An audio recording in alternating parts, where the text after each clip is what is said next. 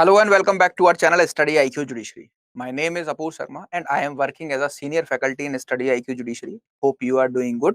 सभी लोग अच्छे होंगे और आज से हम जो है आपकी सेकंड क्लास स्टार्ट होने वाली है और आज से जो है आपको जो आपके मेजर और माइनर सब्जेक्ट्स हैं उनके लगभग जो है सबका क्रक्स आपको बताया जाएगा।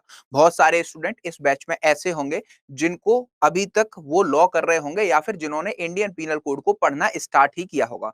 तो कैसे इंडियन पीनल कोड बना, कहाँ इसका बैकग्राउंड है, कैसे ये काम करता है और क्या इंडियन लॉ में इसकी रिक्वायरमेंट है, स्टार्टिंग से लेकर लास्ट तक की आज क्लास में मैं आपको एक ही चीज बताने वाला हूं। इंडियन पीनल कोड का historical background, Indian penal code का जो बेसिक इंट्रोडक्शन है और क्या इंडियन पीनल कोड क्राइम को इंक्लूड करता है या फिर ऑफेंस को इंक्लूड करता है। ऑफेंस की तरह से कौन कौन से ऑफेंसेस हमारे इंडिया में जो है पीनलाइज किए गए हैं या फिर वो सारी चीजें अगर हमारे किसी लोकल या अदर लॉ में कोई क्राइम दिया गया है तो उसको हम ऑफेंस की डेफिनेशन में ले जाएंगे या नहीं।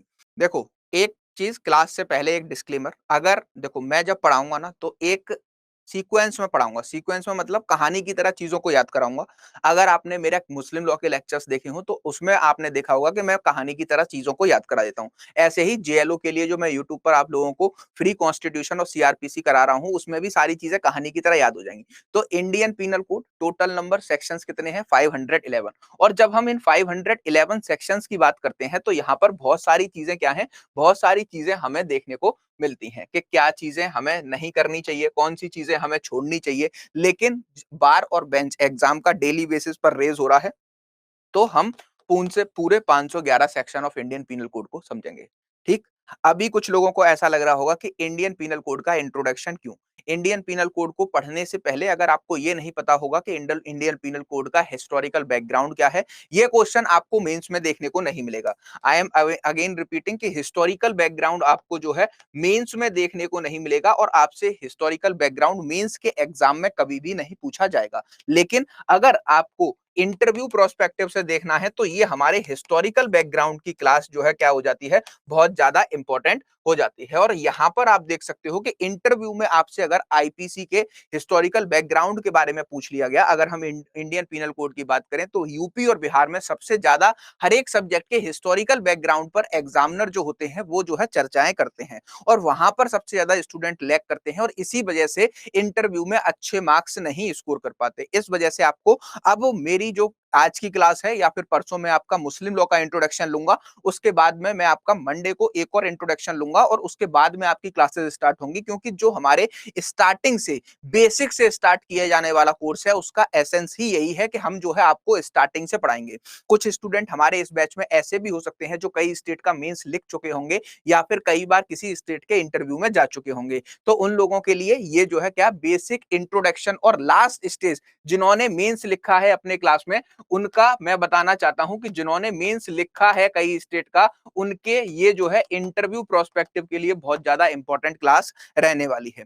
सब लोग आ गए हैं, मेरी वॉइस क्लियर है? तो एक बार मैं फिर क्लास को स्टार्ट कर दूं, फटाफट से बता दीजिए चैट बॉक्स में कि सब कुछ क्लियर है, बोर्ड भी क्लियर आपको दिख रहा होगा। ठीक, तो सबसे पहले जो आज हमारी क्लास का मॉड्यूल रहने वाला है उसको देखते हैं। सबसे पहले हम इसके हिस्टोरिकल बैकग्राउंड को पढ़ेंगे कि इंडियन पीनल कोड का क्या हिस्टोरिकल बैकग्राउंड है। ठीक, हिस्टोरिकल बैकग्राउंड के बाद कैसे ये इमर्ज हुआ, फर्स्ट लॉ कमीशन में कितने लोग थे, कितने साल लगे, कितने दिनों में बना और क्या क्या चैलेंजेस अंग्रेजों को बनाने में आए। सबसे पहले आपको यह पता होना चाहिए इंडियन पीनल कोड 1860 का एक्ट है और इसको जो है इन्फोर्स किया गया था 1 जनवरी 1862 में। उसके बाद हम जो है आजाद हुए, लगभग जो है कितने, लगभग 90 साल बाद हमें आजादी मिली और उसके बाद इंडियन कॉन्स्टिट्यूशन ने इसको क्या किया, इसको एज इट इज सुचारू रूप से चलने की इजाजत दी। इसी वजह से ये अंग्रेजों द्वारा बनाया हुआ लॉ अब भी इंडिया में पूरी तरीके से काम करता है। क्लियर? दूसरा हम पढ़ेंगे इसका बेसिक इंट्रोडक्शन, जहां पर कई प्रीलिम्स के क्वेश्चन मैं आपके साथ डिस्कशन करूंगा और उन सारी चीजों को हम डिटेल में देखेंगे। उसके बाद आईपीसी जो है डील करता है क्राइम से या ऑफेंस से और इन दोनों में क्या ही अंतर है और क्यों हम आईपीसी को सिर्फ और सिर्फ ऑफेंसेस के बारे में डील करते हैं। उसके बाद एक सबसे इंपॉर्टेंट क्वेश्चन जो आपका मेंस में हमेशा पूछा जाएगा या इंटरव्यू में हमेशा पूछा जाता है कि Indian penal code is a substantive law और द प्रोसीजरल लॉ, और उसके बाद कौन कौन से टॉपिक आपको इंडियन पीनल कोड में पढ़ने चाहिए। ठीक, तो इसका जवाब पहले ही दे देता हूं, लास्ट क्वेश्चन से स्टार्ट करते हैं। इंडियन पीनल कोड में आपको जो है क्या करना है, सारे ही टॉपिक्स को डिटेल में पढ़ना है, कुछ भी छोड़ा नहीं जा सकता। क्योंकि अब के एग्जाम के ट्रेंड्स को देखते हुए हमें देखने को मिलता है कि आपका जो पहले के एग्जाम, आज से 5 साल पहले जुडिशरी के पेपर उठा लीजिए, जो हमारे रीसेंट एग्जाम को ट्रेंड को देखोगे तो अब जो ड्राई एरियाज हैं वहां से भी बहुत ज्यादा क्वेश्चन हमसे पूछे जाते हैं। लेकिन आज से 5 साल पहले ऐसा नहीं हुआ करता था। जो कोर सब्जेक्ट हैं, जो मेन मेजर सब्जेक्ट हैं, उन सारे सब्जेक्ट के जो कोर एरियाज हैं उनसे ही हमसे क्वेश्चंस पूछे जाते थे। क्लियर? तो अब यहाँ पर हम जो है स्टार्ट करने वाले हैं आज की क्लास। सबसे पहले आपको यहाँ पर देखने को मिलेगा कि इसका नेम है इंडियन पीनल कोड। ठीक, बेसिक बेसिक से ही स्टार्ट करते हैं। इंडियन पीनल कोड का मतलब क्या है? इंडियन मतलब हम सारे लोग, ठीक, पीनल मतलब पनिशमेंट, और कोड मतलब एक ऐसा लॉ जो कि पूरी तरीके से हमें क्या बताता है, जिसमें बहुत सारी चीजों को इनकॉर्पोरेट करके एक जगह असेंबली, एक जगह सम्मिलित या फिर एक जगह जो है असेंबल कर दिया गया है। तो इंडियन मतलब इंडियन सिटीजन। किसका? कोई भी इंडियन सिटीजन। अब इंडियन सिटीजन के रिस्पेक्ट में ये सारी चीजें हमको बताएगा कि अगर कोई भी इंडियन सिटीजन क्या कर रहा है, कोई भी ऑफेंस कमिट कर रहा है। अब ऑफेंस कमिट कर रहा है तो ऑफेंस की डेफिनेशन क्या होगी? We will come on that point. First जो है इंडियन सिटीजन या फिर ऐसी सारी चीजें जो इंडियन सिटीजन से रिलेटेड है। मतलब जैसे इंडिया में रजिस्टर एयरक्राफ्ट, इंडिया में रजिस्टर कोई भी क्या एयरक्राफ्ट हो गए। इसके बाद कोई भी शिप या सबमरीन, इंडिया में रजिस्टर कोई भी अदर थिंग्स, या फिर इंडिया से रिलेटेड कोई भी ऐसी चीजें जहां पर कोई इंसान, ठीक, आउटसाइडर जो इंडिया में नहीं है, बैठ के इंडिया को इफेक्ट करेगा। ठीक, या फिर टेरिटरी ऑफ इंडिया में कोई भी ऑफेंस कमिट करेगा जो कि यहां पर पिनलाइज किया गया है। कहां पर?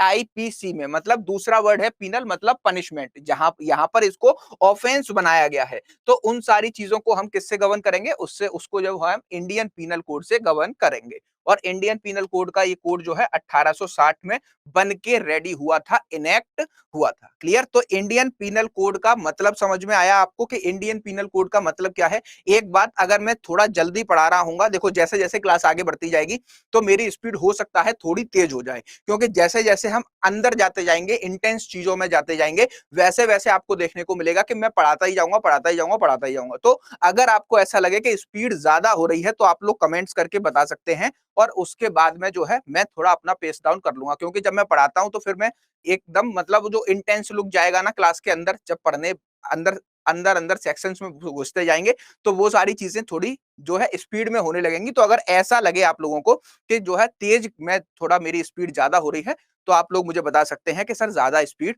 हो रही है। ठीक, तो इंडियन पीनल कोड, ठीक, ये 3 वर्ड समझ में आए। इंडियन, इंडियन सिटीजन के रिस्पेक्ट में जितने भी ऑफेंसेस कोई कर रहा है, या फिर इंडियन सिटीजन किसी के जो है क्या अगेंस्ट में कोई भी ऑफेंस कर रहे हैं, तो वहां पर इंडियन पीनल कोड अप्लाई होगा। पीनल का मतलब होता है पनिशमेंट, किस ऑफेंस की कितनी पनिशमेंट होगी ये हमको यहाँ पर बताई गई है। और कोड का मतलब क्या है? कोड का मतलब, बेसिक मतलब है कोड का कि ऐसे सारे रूल्स एंड रेगुलेशन जहां पर सारे पनिशमेंट्स को बताया गया है कि अगर कोई इंसान इस तरीके का एक्ट करेगा तो हम इसको इस सेक्शन में लायबल करेंगे, और इस सेक्शन में लायबल करने के बाद उसकी क्या प्रिस्क्राइब्ड पनिशमेंट होगी, और उस प्रिस्क्राइब्ड पनिशमेंट के अकॉर्डिंग उसको जो है ट्रीट किया जाएगा और क्रिमिनल ट्रायल चलाया जाएगा। दूसरी सबसे इंपॉर्टेंट बात क्या है कि इंडियन पीनल कोड सिर्फ एक सब्सटेंटिव लॉ है, क्योंकि यहाँ पर सिर्फ क्राइम के नेचर को और जो हमारे ऑफेंसेस हैं उनके इंग्रेडिएंट्स को, या फिर जो है क्या हमारे इंडियन पीनल कोड में बताए गए कितने तरह के ऑफेंस हैं, उन ऑफेंसेस की पनिशमेंट को बताया गया है। और ये हमारे किसी भी क्रिमिनल ट्रायल के प्रोसीजर से बिल्कुल भी डील नहीं करता है। क्रिमिनल प्राइस के क्रिमिनल प्रोसीजर के जो प्रोसीजर से डील करने वाला सब्जेक्ट है वो है हमारा कोड ऑफ क्रिमिनल प्रोसीजर, और वो इसका क्या है, वो हमेशा इसके साथ में ही पढ़ा जाता है। क्योंकि जो भी ऑफेंस कमिट किए जाएंगे इंडिया में, वो आईपीसी में लिखे हुए सारे जो है क्या ऑफेंसेस के अकॉर्डिंग ही कमिट होंगे, और उसके बाद उनकी जो पनिशमेंट दी जाएगी, जो ट्रायल चलाया जाएगा, वो सीआरपीसी के साथ में चलाया जाएगा और सीआरपीसी के प्रोसीजर्स को फॉलो करके चलाया जाएगा। तो इंडियन पीनल कोड को हम बोल सकते हैं कि Indian penal code always read with for the trial purpose, कहां से? सीआरपीसी 1973 से हमेशा किया जाता है। ठीक, सीआरपीसी 1973 से इसको हमेशा रेड आउट किया जाता है। क्लियर? इतनी चीज आ गई समझ में कि आईपीसी का जस्ट मीनिंग क्या है, आईपीसी का जस्ट मीनिंग। उसके बाद आईपीसी को रेड विद सीआरपीसी के साथ क्यों करते हैं? क्योंकि इसका जो प्रोसीजर है, इसका जो प्रोसीजर है वो कैसा है? वो प्रोसीजर पूरी तरीके से हमारा दिया गया है कि अगर ऑफेंस हमने इस एक्ट के तहत कमिट किया तो प्रोसीजर हम इस एक्ट का चलाएंगे। और लाइन ऑफ ऑपरेशंस अगर हम बात करें किसकी, लाइन ऑफ, आज आईपीसी की एक जो है क्या इंट्रोडक्टरी क्लास है, जहां पर मैं आईपीसी के रिस्पेक्ट में सारी चीजें बताऊंगा। Difference between code and act. Act और कोड के बीच में इतना डिफरेंस है कि जिस चीज को लेजिस्लेचर चाहे उसको कोड बोल दे और जिस चीज को चाहे उसको एक्ट बोल दे। ठीक, कोड बेसिकली क्या होता है, कोड एक ब्रॉडर मीनिंग है, इसको मैं आपको पहले समझा देता हूं, तब आगे चलेंगे। बेसिकली कोड और एक्ट में डिफरेंस क्या है। सपोज करिए इंडियन लेजिस्लेचर ने जो भी एक्ट बनाए, ठीक, और उस एक्ट में एक कॉम्प्रिहेंसिव क्या किया गया, एक कॉम्प्रिहेंसिवली उस सारे ऑफेंसेस को, जैसे हम अगर ऑफेंसेस की बात करें, किसकी, ऑफेंसेस की बात करें, तो ऑफेंसेस, सारे ऑफेंसेस हमारे इंडिया में जनरल प्रोस्पेक्टिव से देखें तो कहां डिफाइन है, आईपीसी में डिफाइंड है। और अगर हम दूसरे एक्ट की बात करें तो दूसरे कुछ ऐसे एक्ट हैं जो आईपीसी में, जिनके ऑफेंसेस को डिफाइन नहीं किया गया, लेकिन जैसे जैसे मॉडर्न सोसाइटी आगे बढ़ी, सोसाइटी की नीड्स को देखते हुए वो सारे एक्ट भी बना दिए गए, जैसे डॉरी प्रोहिबिशन एक्ट,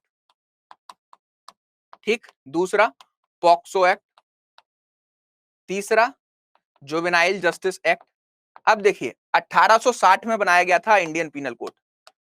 कब बनाया गया था, 1860 में। स्टार्टिंग कब हुई थी, फर्स्ट लॉ कमीशन का ड्राफ्ट कब रेडी हुआ था, फर्स्ट लॉ कमीशन का जो हमारा चार्टर था 1883 का अंग्रेजों द्वारा, उसके अकॉर्डिंग 1834 में यह फैसला लिया गया कि फर्स्ट लॉ कमीशन में 4 मेंबर की एक टीम बनाई गई और इन 4 मेंबर ने क्या किया, इंडिया के लिए एक ऐसा कानून लाने की कोशिश की जो कि हर एक भारतीय पर irrespective of caste, creed, sex, place of birth के रिस्पेक्ट में एप्लीकेबल हो। अगर कोई भी ऑफेंस करता है इंडियन सिटीजन के अगेंस्ट या फिर इंडियन रजिस्टर्ड चीजों के अगेंस्ट या फिर इंडियन कोई जाकर कहीं ऑफेंस करता है तो उसको कहां पर पनिश किया जाएगा, ये अंग्रेजों के लिए बहुत बड़ा टास्क था। तो इस वजह से क्या बनाया गया, अपना जो है इंडियन पीनल कोड बनाया गया और 1860 में ये क्या हो गया था, इनेक्ट हो गया था। क्या हो गया था, बन के रेडी हो गया था। लेकिन इसका इन्फोर्समेंट 2 साल बाद कराया गया, इसका भी अभी रीजन बताऊंगा। तो जहां पर एक कॉम्प्रिहेंसिव लॉ हर एक चीज के बारे में हमें जानकारी देता हो और उसमें हमें ऐसा लगे कि हमने सारे रूल्स एंड रेगुलेशन को एक ही जगह इनकॉर्पोरेट कर लिया है,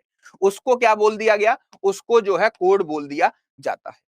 ठीक, लेकिन अब यहां पर समस्या क्या है कि उसके बाद हमारे क्राइम से रिलेटेड अदर भी जो है चीजें बनाई गई। अब यहां पर उस टाइम पे जरूरत नहीं थी पॉस्को की, जुवेनाइल जस्टिस एक्ट की, ठीक है, या फिर आप कह सकते हो फेमा एक्ट की जरूरत नहीं थी, या नारकोटिक एंड सब्सटेंस एक्ट की उस टाइम पर हमको जरूरत नहीं थी। तो इनसे रिलेटेड प्रोविजन हमारे इंडियन पीनल कोड में देखने को नहीं मिलते। तो इसी वजह से जैसे जैसे मॉड्यूलर सोसाइटी आगे बढ़ी, हमने सोसाइटी की नीड्स को देखते हुए कुछ और जो है चीजें बनाई। अब इन चीजों में क्या किया, इन चीजों में पर्टिकुलर टॉपिक को रखा गया। पर्टिकुलर टॉपिक मतलब डॉरी प्रोहिबिशन एक्ट के सारे जो है सेक्शंस को सिर्फ डॉरी से रिलेटेड एक एक्ट बना दिया। ऐसे ही क्या, ऐसे ही पॉस्को मतलब अगर 18 साल से कम के नीचे अगर किसी भी महिला या बच्चे के साथ में रेप किया जा रहा है तो उसका एक स्पेशल प्रोविजन बना दिया। 18 साल से नीचे के बच्चे अगर कोई ऑफेंस कमिट कर देते हैं तो उनको कैसे ट्रीट करेंगे, कैसे रिहेब करेंगे, इसका एक अलग एक्ट बना दिया। तो ये क्या कर रहा है, कोड का मतलब क्या है, जहां पर सारे रेगुलेशन एक ही चीज में लिख लिए गए हैं उसको हम ओवरऑल कोड बोल देते हैं। और जहां पर एक पर्टिकुलर सब्जेक्ट मैटर पर कोई भी जो है क्या, कोई भी टॉपिक से रिलेटेड कोई भी लॉ डील करता है उसको हम क्या बोलते हैं, उसको हम एक्ट का नाम दे देते हैं। और जर्नली ये हमारे इंडियन लेजिस्लेचर की क्या है, दो टर्मिनोलॉजीज है, दोनों का मतलब एक ही है, एक कॉम्प्रिहेंसिव लॉ है और दूसरा भी कॉम्प्रिहेंसिव लॉ है बट पर्टिकुलर सब्जेक्ट पे है। इसके अलावा कोड और एक्ट में कोई भी डिफरेंसेस नहीं होते, चाहे हम कोड बोल दें या फिर हम एक्ट बोल दें, they both are similar to each other. Is it clear. लेकिन जर्नल लॉ के प्रोस्पेक्टिव में मैंने बता दिया कोई भी डिफरेंस नहीं है, लेकिन अगर जनरल प्रोस्पेक्टिव में और डिक्शनरी मीनिंग में देखूं तो वो सारी चीजें क्या होंगी, वो सारी चीजें जहां पर एक कॉम्प्रिहेंसिव प्लान तैयार करके इंडियन सोसाइटी को किसी भी लॉ में दिया गया है उसको हम कोड का जनरली नाम दे देते। ठीक, कोड का डिफरेंस और दूसरा किसका, हमारे एक्ट का डिफरेंस, जिस भी स्टूडेंट ने मुझसे पूछा था, क्लियर हुआ या नहीं। ठीक, लॉ के एम्बिट में कोई भी चेंजेस नहीं है, डिक्शनरी मीनिंग में जाओगे तो बस इतना है कि वहां पर कॉम्प्रिहेंसिव प्लान है, इस वजह से कोड है, और स्पेशल सब्जेक्ट मैटर्स पर जो भी चीज बनाई जा रही है उसको एक्ट का नाम दे दिया गया है। ठीक, अब हम इसके हिस्टोरिकल बैकग्राउंड को स्टार्ट करते हैं। Let's start with the class. ठीक, अब यहां से हिस्टोरिकल बैकग्राउंड स्टार्ट हो रहा है, याद रखिएगा। ठीक, IPC, historical background of Indian penal code. अब देखो सबसे पहले ये कहानी शुरू होती है जब मुगल का डिक्लाइन हुआ, उसके बाद ईस्ट इंडिया कंपनी जो है ट्रेड करने भारत में आई। ईस्ट इंडिया कंपनी जैसे ही भारत में आती है, भारत में आने के बाद वो डिटरमाइन करते हैं कि यहाँ पर जो है ना किंग्स रूल प्रिवेल कर रहा है। क्या किंग्स रूल प्रिवेल कर रहा है? और किंग्स रूल को उन्होंने देखा कि अगर वो ट्रेड करना चाहते हैं इंडिया में, तो इन किंग्स को पूरी तरीके से क्या करना होगा, डिक्लाइन करना होगा और इनको इनके एम्पायर्स को खत्म करना होगा। तो उन्होंने जो है क्या किया, डिवाइड एंड रूल पॉलिसी को फॉलो किया। एक राजा को दूसरे राजाओं के समान में खड़ा किया और उसके बाद जो है मुगल एम्परर्स जो है धीरे धीरे खत्म होते गए और उन्होंने उनसे जो है टेक ओवर लेना स्टार्ट कर दिया। जब वो पूरी तरीके से एक कंपनी इंडिया पर शासन करने लगी और उसका विस्तार हो गया, तो उन्होंने देखा कि भारतीयों को गवर्न करने के लिए कोई ऐसा कानून नहीं है। अब डिफरेंस क्या था कि वो कौन से कंट्री से आए थे, वो ब्रिटेन से आए थे, ब्रिटिशर्स थे। तो उनके पास उस समय उसी समय क्या था, उस समय पूरा सिस्टम था कि कैसे लेजिस्लेचर काम करेगा, कैसे जो है प्राइम मिनिस्टर होगा, कैसे जो है राजा राजा काम करेंगे। तो वही चीज उन्होंने यहाँ पर इंपोज करना शुरू की। राजाओं को छोटी छोटी रियासतों का सरदार बना दिया गया और उनसे कहा गया कि आप यहाँ से सारा कर इकट्ठा करके हमको दोगे। लेकिन इंडिया में तब तक कोई भी एक ऐसा कॉम्प्रिहेंसिव लॉ नहीं था जो पूरे भारतीयों को गवर्न करे। और तब अगर हम थोड़ा सा पीछे जाएं, किसके, ब्रिटिश शासन के से पहले, तो किंग हुआ करते थे और एक कहावत कही जाती है कि king can do no wrong. मतलब यहां पर देखो उन ये कहावत बहुत ज्यादा फेमस थी इंडिया के रिस्पेक्ट में कि जो भी राजा होंगे वो कोई भी गलती नहीं कर सकते और सारी चीजों का डिसीजन लेने का अधिकार किसका था, सुप्रीमेसी किसकी थी, सुप्रीमेसी यहां पर थी किसकी, किंग्स की। किंग्स ने जो बोल दिया, किंग्स के लीगल एडवाइजर्स ने जो बोल दिया वो फाइनल माना जाता था। और इसके बाद जब ब्रिटिशर्स आए तो वो एक ऐसी कंट्री से आए थे जहां पर ऑटोमेटिकली पहले से ही चीजें सिस्टमेटिकली चल रही थी। तो जब वो यहां पर पहुंचे तो उन्होंने देखा अब उनका जो है इंडिया पर शासन हो गया। शासन होने के बाद उन्होंने देखा कि यार इंडिया के लोगों के लिए कोई भी ऐसा लॉ नहीं है जो कि पूरे इंडिया को गवर्न करे। इसी वजह से जो है उन्होंने सोचा कि अगर यहाँ पर कोई, अब उनके अंदर हम लोग काम करने लगे थे, सारे राजा उनके अंदर काम करने लगे थे, तो उन्होंने सोचा एक ऐसा कानून बना दिया जाए कि अगर कल ये सारे लोग हमारे ही अगेंस्ट ऑफेंस करने लगे तो हम इनको पनिश कर सकें। ठीक, तो इसी वजह से क्या किया गया, उन लोगों ने 1833 का एक चार्टर लाए और वहां पर जो है इस चार्टर में बहुत सारे रेगुलेशंस ऐसे लाए गए जो कि इंडिया को ब्रिटिशर्स गवर्न करेंगे, कैसे कैसे गवर्न करेंगे, क्या क्या चीजें होंगी, कितने राइट्स इंडियन को होंगे, कितने राइट्स जो है ब्रिटिशर्स को होंगे और ब्रिटिश कैसे पूरे जो है किसको, हमारे इंडिया को गवर्न करने वाले हैं। तो 1833 का जो चार्टर था बेसिकली वो पूरे इंडिया को कैप्चर करने के बाद कैसे हमें रन करना है और कैसे ईस्ट इंडिया कंपनी जो है पूरे इंडिया में ट्रेड करेगी उससे रिलेटेड था। अब जैसे जैसे ये लोग बढ़ते जा रहे थे, एम्पायर इनका पूरा बनता जा रहा था, वैसे वैसे लोगों में भी विद्रोह बढ़ता जा रहा था। ठीक, तो 1833 से इन्होंने प्लानिंग स्टार्ट की कि यार इंडिया के लिए एक ऐसा लॉ लेकर आना है जो कि पूरे इंडियंस को गवर्न करे। और दूसरी सबसे इंपॉर्टेंट बात कि कल को ये लोग हमारे अगेंस्ट हो गए, हमारे अगेंस्ट ही क्राइम करने लगे, तो हम इनको कैसे पनिशमेंट प्रोवाइड करेंगे। ठीक, इसी वजह से 1833 के इस चार्टर के अकॉर्डिंग 1834 में फर्स्ट लॉ कमीशन का गठन किया गया। किसका, फर्स्ट लॉ कमीशन। ठीक, फर्स्ट लॉ कमीशन बनाया गया और इस कमीशन के अकॉर्डिंग 4 मेंबर की एक टीम बनाई गई और इन 4 मेंबर्स की टीम को जो हमारे मैकॉले साहब थे, मैकॉले साहब क्या कर रहे थे, हेड कर रहे थे और इनको जिम्मेदारी दी गई कि आप जो है इंडिया के लिए एक ऐसा कानून बना के दीजिए जो कि सारे लोगों पर एप्लीकेबल हो और सबको पनिश करता हो। ठीक, अब यहां पर समस्या क्या आई कि जब मैकॉले साहब को ये जिम्मेदारी दी गई तो इंडिया ना बहुत डाइवर्सिफाई कंट्री थी। मतलब हर एक 20-25 किलोमीटर पर भाषा में बदलाव, लोगों में बदलाव, संस्कृति में बदलाव, तो किस तरीके से लॉ को एप्लीकेबल कराया जाए। तो जो इंग्लैंड का मॉड्यूल था उसी मॉड्यूल को उन्होंने directly as it is copy कर लिया कि ना तो हम जो है क्या देखेंगे, ना हम लोगों को एरिया के बेसिस पर ट्रीट कर सकते हैं, ना हम लोगों को जो है उनके रिलीजन के बेसिस पर ट्रीट कर सकते हैं, ना हम उनके जो है कास्ट के बेसिस पर ट्रीट, ना हम क्रीड के बेसिस पर ट्रीट करेंगे। उन्होंने जितने भी इंडिया में जो लूप होल्स थे उन सबको एक जगह लिखा और बोला कि ये सारे लूप होल्स को सॉल्यूशन एक ही है कि एक ऐसा लॉ लाया जाए जो कि सारे इंडियंस पर क्या हो, सारे इंडियंस पर एप्लीकेबल। ठीक, किस पर, ऑल इंडियंस पर एप्लीकेबल हो। और इसी लॉ को क्या बताया गया, इसी लॉ को उन्होंने जो है नाम दिया Indian penal code. Simple name था, सारे भारतीयों को पिनलाइज करने का, उनके अगेंस्ट ऑफेंस हो रहा है उसका जो है एक कोड बनाकर दे दिया गया। इसको बनने में लगभग 25 वर्ष का समय लगा और 25 वर्ष बाद जो है इसको रेडी करके जो है 1860 में क्या किया गया, इसको रेडी करके इनेक्ट कर दिया गया। इनेक्ट मतलब इनेक्ट और इनफोर्स, दो वर्ड आपको लॉ में दिखाई देते हैं, दोनों ही वर्ड का बहुत ही स्पेसिफिक मीनिंग है, जहां पर आपको दोनों ही क्वेश्चन प्रीलिम्स में बहुत ज्यादा पूछे जाते हैं।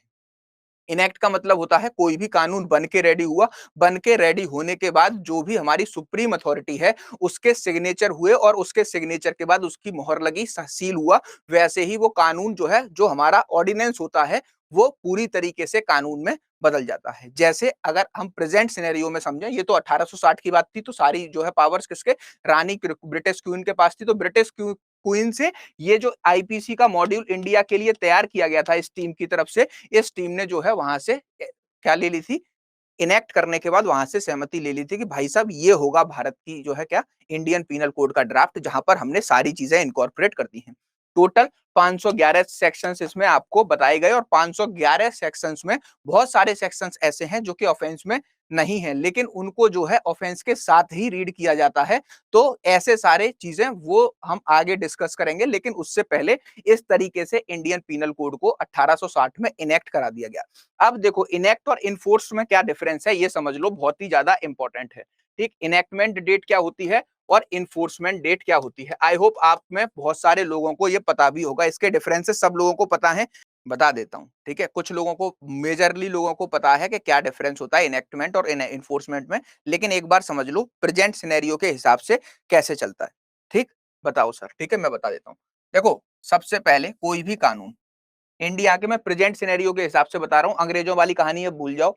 1947 में 15 अगस्त को आजादी मिल गई थी, उसके बाद हमने हमारा पार्लियामेंट बना, कॉन्स्टिट्यूशन बना और फिर हमने जो है इंडिया में सारी चीजें करना शुरू की। तो प्रेजेंट में लॉ कैसे काम करता है, यह कौन है, हमारी पार्लियामेंट है। ठीक, पार्लियामेंट में आपको देखने को मिलेगा, बहुत से लोगों को बस इतना ही पता है कि पार्लियामेंट में हमारे दो हाउस होते हैं, एक होता है हमारा लोकसभा और दूसरा होता है क्या, राज्यसभा। ठीक, लेकिन यहाँ पर अगर आप बात करेंगे, अगर पार्लियामेंट के कॉन्टेक्स्ट में, तो आपको तीन चीजें देखने को मिलेंगी। एक हमारा Rajya Sabha, that is called as upper house. ठीक है, इसी को हम अपर हाउस बोलते हैं बेटा, ये क्वेश्चन भी बहुत ज्यादा इंपॉर्टेंट है। दूसरा होता है लोकसभा। लोकसभा मतलब यहाँ पर आपको देखने को मिलेगा कि लोकसभा को हम लोअर हाउस बोलते हैं। ठीक, और तीसरे होते हैं हमारे राष्ट्रपति, प्रेसिडेंट ऑफ इंडिया भी जो है हमारे पार्लियामेंट का पार्ट माने जाते हैं। अब इन तीनों की ही जिम्मेदारी है, बेसिक क्या, इन तीनों की ही जिम्मेदारी है कि अगर कोई भी लॉ बनना है तो इन तीनों की ही सहमति ली जाएगी। ठीक, तो अगर लॉ बनने के प्रोसीजर की बात करें तो हमारे दो सदन हैं, एक है राज्यसभा और एक है लोकसभा। ठीक, तो कोई भी लॉ जब स्टार्ट किया जाता है तो उसके जो है कुछ पेपर होते हैं, मतलब उसको एक रफ पेपर में, रफ ड्राफ्ट में लिखकर लाया जाता है। ठीक, ये इसको हम क्या बोलते हैं, इसको हम बोलते हैं किसी भी लॉ का बिल। क्या बोलेंगे, किसी भी कानून का ड्राफ्ट बोलेंगे या फिर हम इसको बिल बोलेंगे। जैसे अभी आपने देखा कि लोकसभा में एक ड्राफ्ट जो है पारित किया गया। ठीक, तो अब यहां पर क्या हुआ कि मान लीजिए लोकसभा में किसी भी एक्ट को क्या किया गया है, किसी भी एक्ट को पारित किया गया। ठीक, जैसे तीनों कानूनों को लोकसभा में पारित किया गया है, अभी जो नए क्रिमिनल अमेंडमेंट बिल आए हैं, तो यहां में सबसे पहला सदन क्या हुआ, लोकसभा में एक हम जो है ऑर्डिनेंस लेकर आए, बिल लेकर आए और वहां पर हमने पूछा कि भाई हम इस कानून को लाना चाहते हैं, इस पर जो है क्या होगी, चर्चा होगी। अब जो लॉ मेकर है, मतलब जो हमारे कानून को बनाने वाले लोग हैं, उनके पास ये राइट्स होते हैं कि वो लोकसभा में जब बिल इंट्रोड्यूस कर दिया गया है तो उस बिल पर तीन तीन बार बहस करेंगे, मतलब एक बिल की तीन बार रीडिंग की जाएगी। उसके बाद जो हमारी पार्लियामेंट्री कमेटी होती है, जहां पर ऐसे सारे कानून जिनको की समीक्षा कराई जाती है, उनको समीक्षा के लिए भेजा जाता है। फिर वो जो है क्या होंगे, जब उनका जो है रीडिंग हो जाएगी कमिटी के द्वारा, जो भी हमारे रिकमेंडेशंस होंगी, रिकमेंडेशंस को गवर्नमेंट दोबारा से एक्सेप्ट करेगी और फिर दोबारा से उनको चेंज किया जाएगा और उसके बाद लोकसभा में इसकी वोटिंग कराई जाएगी। तो जब लॉ मेकर्स एक कानून को बनाने के लिए तीन तीन बार रीड करते हैं, ठीक, और हमारे सारे सांसद तो ऐसा नहीं है लॉ बैकग्राउंड के होंगे, लेकिन फिर भी वो जो है इसमें पार्टिसिपेट करेंगे और अपनी जो है चर्चाओं को रखेंगे। जब वो तीन बार पढ़ रहे हैं तो आपको तो जज बनना है और जुडिशियल सर्विसेज को तैयारी करनी है। जुडिशियल सर्विसेज की तैयारी करने के लिए कम से कम एक बियर एक्ट को 5 बार कवर टू कवर पढ़ना होता है। और बहुत छोटी-छोटी बारीकियां, पहली बार पढ़ोगे तो कुछ चीजें समझ में आएंगी, दूसरी बार पढ़ोगे कुछ और समझ में आएंगी, तीसरी बार पढ़ोगे कुछ और समझ में आएगा, और जब चौथी पांचवी बार पढ़ोगे ना एमसीक्यू लगाने के बाद, तब ये समझ में आएगा कि कुछ ऐसे क्वेश्चन जो हमसे पेपरों में नहीं हो रहे थे वो यहां से बने हुए हैं। ठीक, तो लोकसभा में 3 बार इसकी वो कराई जाएगी रीडिंग, और हमारे फिर इसके बाद इसमें वोटिंग कराई जाएगी। अगर ये वोटिंग में लोकसभा से पास होता है तो फिर इसको क्या किया जाएगा, दूसरे सदन में भेज दिया जाएगा, और अगर दूसरे सदन में इसकी चर्चाएं 3 बार होंगी, दोनों ही चीजें दोबारा से रिपीट की जाएंगी, और फिर इसको राज्यसभा से क्या कर लिया जाएगा, राज्यसभा से भी पास करा दिया जाता है। अगर दोनों सदन ये सहमति जताते हैं कि कोई भी बिल जो कि इंट्रोड्यूस किया गया है उसको जो है पूरी तरीके से भारत के लिए सही है और इसको इंप्लीमेंट में लाना चाहिए, उसके बाद जो हमारे पार्लियामेंट के तीसरे अंग हैं, कौन, प्रेसिडेंट ऑफ इंडिया, इनके पास जो है इस बिल के ड्राफ्ट को भेज दिया जाएगा। क्या कर दिया जाएगा, इस बिल के ड्राफ्ट को भेज दिया जाएगा। चलिए, वही बता रहा हूं बेटा, आप लोगों ने कहा है बता दीजिए, इसी वजह से बता रहा हूं। जब दोनों सदन पास कर देंगे, और अब देखो यहां पर यह भी प्रोसीजर हो सकता है कि पहला सदन इंट्रोड्यूस करने वाला लोक राज्यसभा हो और फिर लोकसभा में भेजा जाए, तो कहीं भी इंट्रोड्यूस किया जा सकता है, इससे कोई भी दिक्कत नहीं है। ठीक, फिर प्रेसिडेंट ऑफ इंडिया के पास उस बिल को भेजा जाएगा, और अगर प्रेसिडेंट ऑफ इंडिया को वो बिल पूरी तरीके से सही लगता है तो प्रेसिडेंट क्या करेंगे, इस पर अपने सिग्नेचर करेंगे, सिग्नेचर करेंगे, और प्रेसिडेंट ऑफ इंडिया की जो मोहर होगी, इनकी जो सील होगी, उसको लगाएंगे। तो जिस दिन राष्ट्रपति क्या करने वाले हैं, सिग्नेचर करने वाले हैं या सील लगाने वाले हैं, वो होती है किसी भी बिल की इनेक्टमेंट डेट। जो बिल लोकसभा और राज्यसभा से पास करके अब कानून में बदल गए, किस दिन से, जिस क्षण पर राष्ट्रपति ने, प्रेसिडेंट ऑफ इंडिया ने सिग्नेचर किए और सील लगाई, उसी दिन से वो बिल जो है चेंज हो जाएगा, किसमें, हमारा एक्ट में या फिर कोड में। उसको साइन होते ही, मोहर लगते ही क्या बोला जाएगा, बिल को जो है चेंज कर दिया जाएगा एक्ट में या फिर कोड में, जो भी उसका लेजिस्लेचर ने नाम सजेस्ट किया है। क्लियर इतनी बात। और इसी डेट को, जिस दिन राष्ट्रपति ने सिग्नेचर किए हैं और सील लगाई है, इसको बोला जाता है क्या, date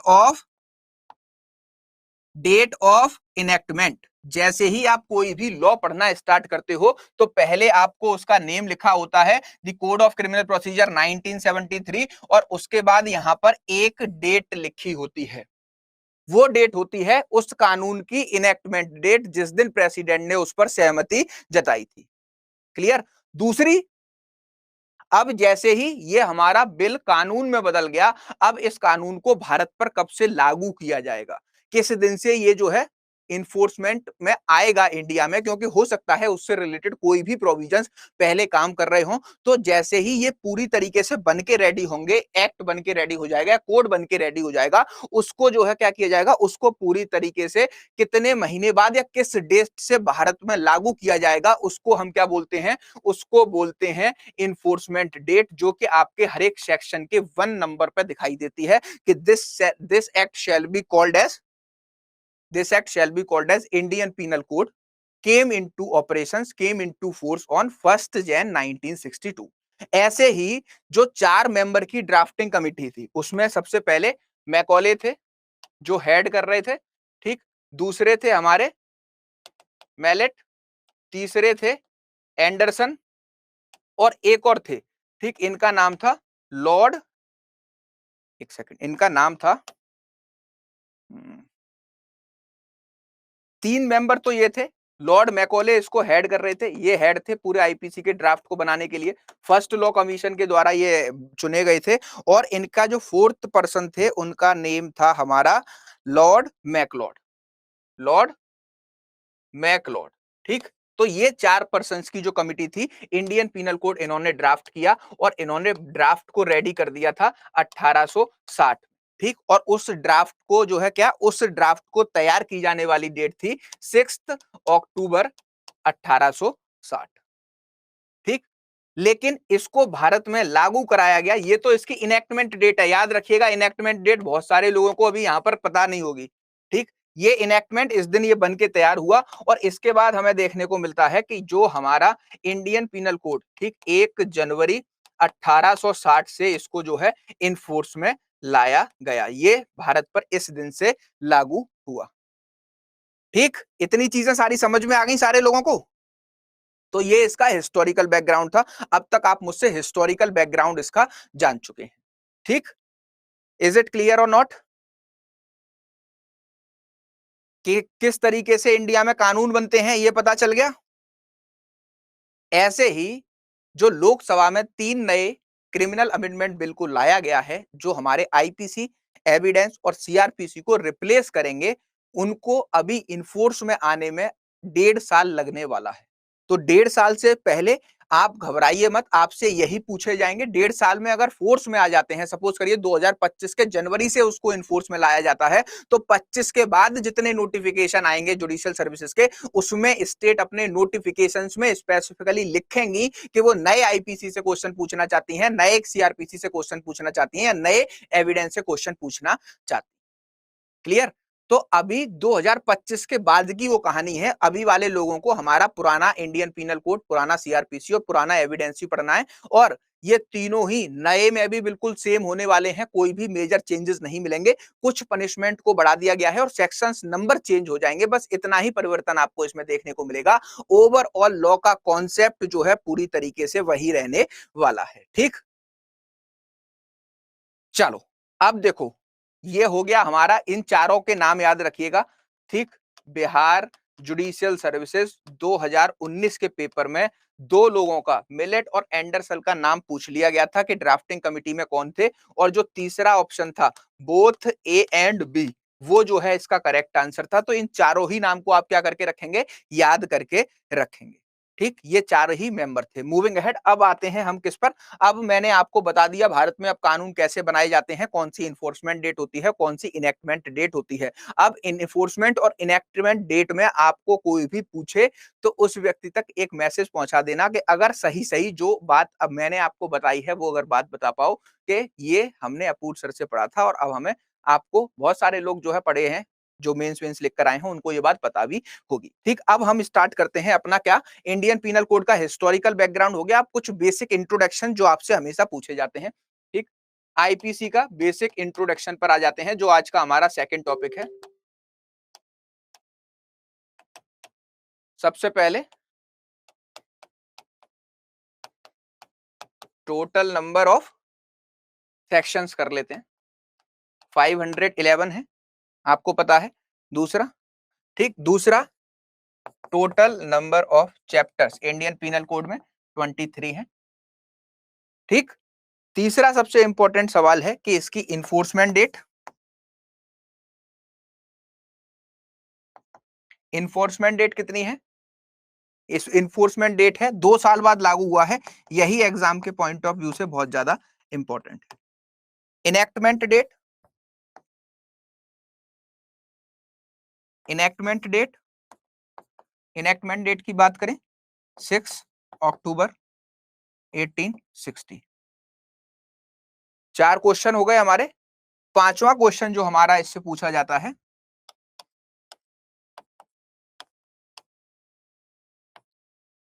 drafted by first law commission committee के 4 members, total number of members कितने थे, 4, इनके हेड मैकॉले साहब। ठीक, 4 मेंबर्स के नाम याद करना जरूरी नहीं है बच्चा, लेकिन एक जनरल आइडिया रख लो। बिहार में 2019 के पेपर में ये क्वेश्चन पूछ लिया गया था कि ये 4 मेंबर कौन कौन से थे, उसमें से 2 के नाम दे दिए थे, एक को तो सबको पता है भाई, आईपीसी किसने लिखी है, मैकॉले साहब ने लिखी है। इसके अलावा ये 3 मेंबर और हैं। ठीक है, तो इन 3 मेंबरों के नाम अगर पूछ लिए जाते हैं आगे, तो ये सारी चीजें जो है आपको पता होनी चाहिए। चलो, तो अब हमने ये सारी चीजें डिस्कस कर ली। अब हमारे आज के 2 टॉपिक हो चुके हैं। सबसे पहला मैंने आपको हिस्टोरिकल बैकग्राउंड समझा दिया इंडियन पीनल कोड का। ठीक, हिस्टोरिकल बैकग्राउंड। दूसरा बेसिक इंट्रोडक्शन हो गया। 2 बातें आज हमने जो है क्या कर लिया है, डिस्कस कर ली हैं। अब हम आते हैं अपने तीसरे टॉपिक पर। तीसरा क्या है, आईपीसी डील्स विद क्राइम और द ऑफेंस। क्राइम और ऑफेंस में किसी को डिफरेंस पता है? मेंबर्स का नेम बता दूं, लिखो, मेंबर्स का नेम लिखो, चलो लिख लो मेंबर्स का नेम। राइटिंग थोड़ी खराब है, कुछ नहीं समझ में आया करो तो पूछ लिया करो, वरना हैंड रिटन नोट्स जो मिलेंगे ना आपको, उसमें जो है क्या सारी चीजें आपको पता चल जाएंगी। ठीक, लेकिन आप लिख लीजिए मेंबर्स का क्या क्या नेम है। ठीक, सबसे पहले जो इसके हेड थे वो कौन थे? वो थे हमारे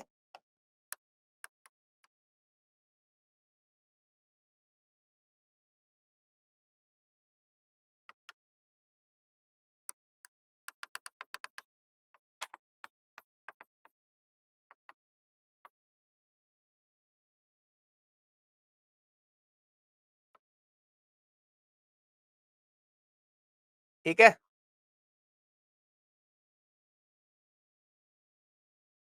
ठीक है भाई, सबको समझ आया इतना? चारों के नेम बता दिए?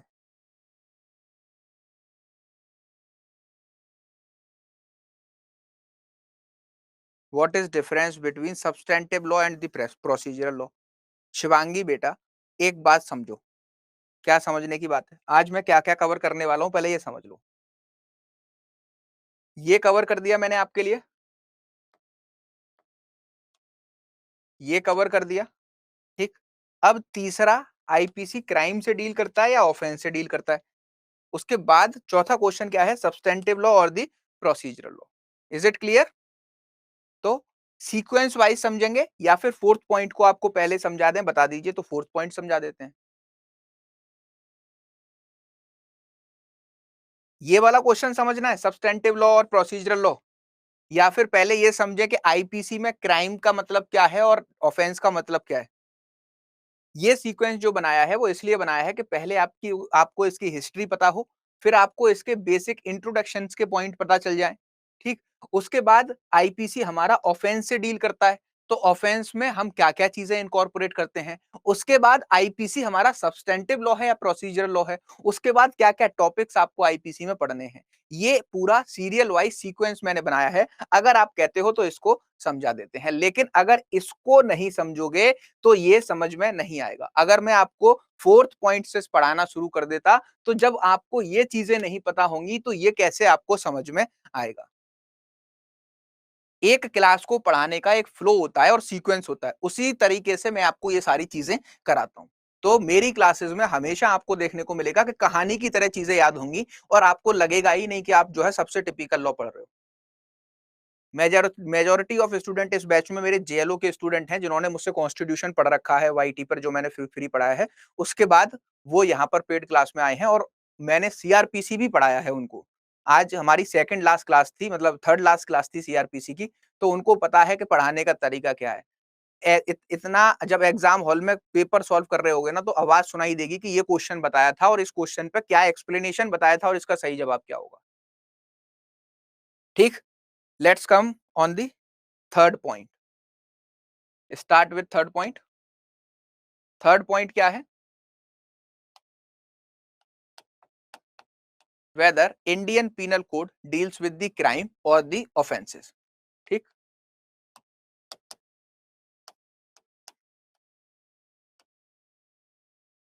Is it clear? अब आते हैं। ठीक, अब हम अपना पढ़ेंगे कि आईपीसी हमारा ऑफेंस से डील करता है या क्राइम से डील करता है। अब देखो, ये वर्ड जो है ना, ये हमारा कहीं पे डिफाइन नहीं है। ये वर्ड हमारा आईपीसी के सेक्शन 40 में डिफाइन है। कहां पर? सेक्शन 40 में। अब इन दोनों में बेसिकली मेजर डिफरेंस क्या है और क्यों हमारा इंडियन पीनल कोड सिर्फ ऑफेंसेस से डील करता है? अब मैं यहां से स्टार्ट कर रहा हूं, बहुत ही क्रिटिकल पॉइंट। तो आप अगले 20 मिनट तक मेरे साथ एक ही फोकस से काम करेंगे, ना कोई कुछ लिखेगा और ना कोई नोट्स बनाएगा। सिर्फ क्लास पर फोकस होना चाहिए और बोर्ड पे फोकस होना चाहिए। उसी से आपको सारी चीजें समझ में आने वाली हैं, वरना कुछ भी समझ में नहीं आएगा, सब ऊपर से निकल जाएगा। Indian penal code deals with the offenses or the word offenses is defined under section 40 of Indian penal code, but the word crime is not defined anywhere in the Indian law. तो crime क्या है? Crime हमारा general prospective है और offence क्या है? Offence हमारा specific prospective है। जो कि हमारे इंडियन पीनल कोड में होने वाले ऑफेंसेस से डील करता है। इसी वजह से जब भी आप लॉ कॉलेजेस में होगे या जहां से भी आपने लॉ किया हुआ है, आपको कुछ चीजें मतलब पता होंगी, सुनते होगे कि यार ऑफेंस हो गया, ऑफेंस हमारे आईपीसी में डिफाइन है। किसी दोस्त ने कह दिया यार आईपीसी जो है हमारा ऑफेंस पे काम करता है, क्राइम पे काम करता है। तो उस समय ना कोई जवाब नहीं होते। अब इसका जवाब क्या है? क्राइम क्या है? क्राइम कहीं डिफाइन नहीं है, लेकिन अगर हम जनरल प्रोस्पेक्टिव से समझें, क्राइम की डिक्शनरी मीनिंग पे जाएं तो क्राइम वो सारी चीजें जो कि मॉरली गलत हैं, लीगली गलत हैं या फिर अदर ऑफेंसेस जहां पर ह्यूमन राइट्स का वायलेशन हो रहा है, वो सारी चीजें जो है किसमें आती हैं? क्राइम की डेफिनेशन में आती हैं। तो क्राइम को अगर मैं आपको 3 चीजों में बताना चाहूं तो आपको देखने को मिलेगा ऐसे सारे रॉन्ग्स जो है क्या है? मोरल रॉन्ग्स हैं, ठीक? दूसरा जो कि लीगल रॉन्ग्स हैं, ठीक? 2 तरीके के आपके ये रॉन्ग हो गए और तीसरा हमारा क्या? जो हमारे सोशल रॉन्ग्स हैं।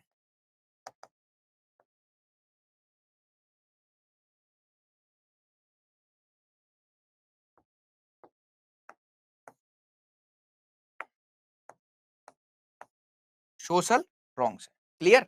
तो क्राइम का बेसिक पर्पस क्या है? क्राइम का बेसिक पर्पस है ऐसी सारी घटनाएं जो कि हमारे मोरल बेसिस पर गलत हैं या फिर लीगल बेसिस पर गलत हैं या फिर सोशल बेसिस पर गलत हैं। लेकिन वहीं पर जब हम ऑफेंस की बात करते हैं तो ऑफेंस का मतलब क्या है? वो सारी चीजें जो कि हमारे लीगल प्रोस्पेक्टिव में रॉन्ग है।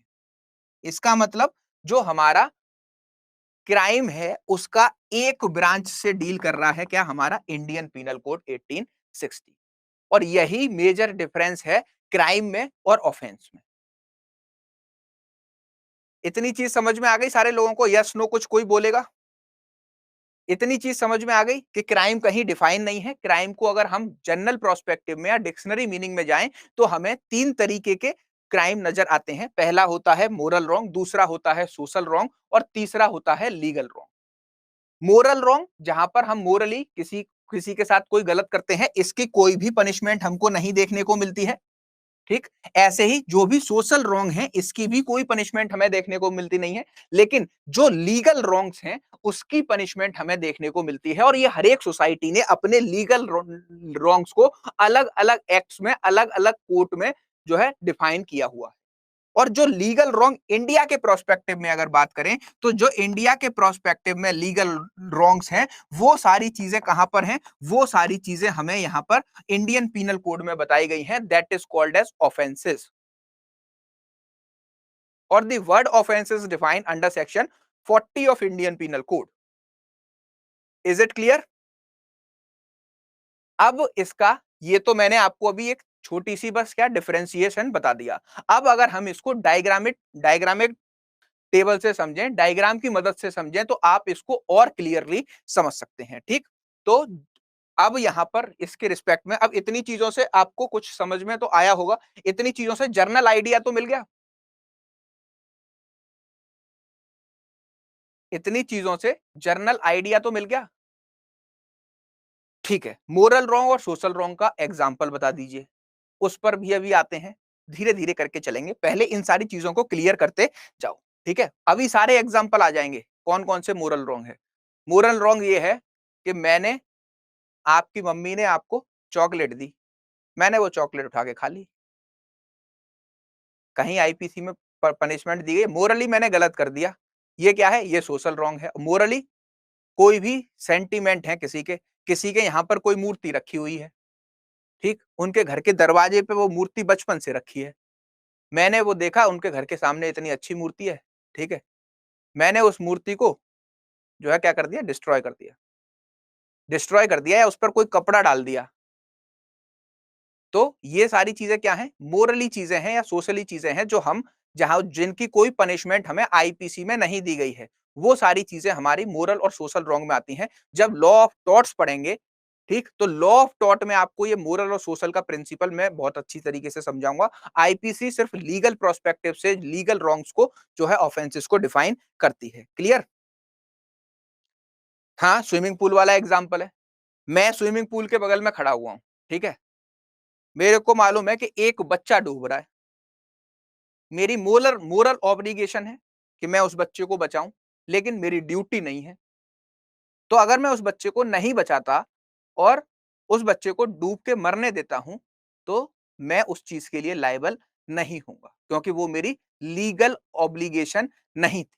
लेकिन अगर मैं एक स्विमिंग पूल के बगल में खड़ा हूं और मैं स्विमिंग पूल का गार्ड के रूप में अपनी ड्यूटी दे रहा हूं, मेरे को ये ड्यूटी दी गई है कि कोई डूबेगा तो तुम्हें बचाना है, उस टाइम पे मैं नहीं बचा रहा हूं, तो मैं लीगल रॉन्ग कर रहा हूं।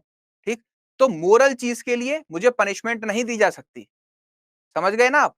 तो मोरल और ये होते हैं हमारे, मोरल और सोशल एक ही तरह के रॉन्ग हैं जो कि टॉर्ट्स में हम पढ़ते हैं, जहां पर कोई भी प्रिस्क्राइब्ड पनिशमेंट नहीं है और ना ही उसके बारे में हमको कहीं पे डिफाइन किया गया है। क्लियर? दूसरी सबसे नहीं, देखिए यहां पर आदर्श पटेल जी, रिलीजियस सेंटीमेंट्स को हर्ट करना मोरल रॉन्ग, मतलब उसकी तो आईपीसी में पनिशमेंट है 153 ए में जाओगे, डबल ए में जाओगे तो वहां पर सिंपल सी बात है, तो वो लीगल रॉन्ग में है, वो मोरल रॉन्ग में नहीं है। क्लियर? तो अब देखो, अब अगर क्राइम को समझने की कोशिश करना, बहुत ही इंपॉर्टेंट तरीके से समझाऊंगा, दूसरे प्रोस्पेक्टिव से डायग्रामेटिक फॉर्म में समझते हैं।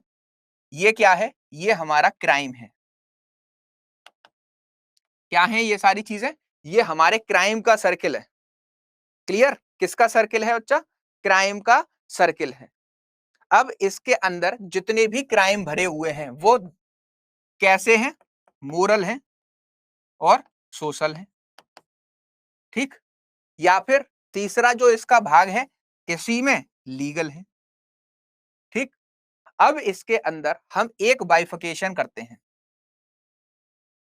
ये पूरा बड़ा वाला सर्किल क्या है? हमारा क्राइम है, याद रखिएगा, क्राइम है। अब ये सारी चीजें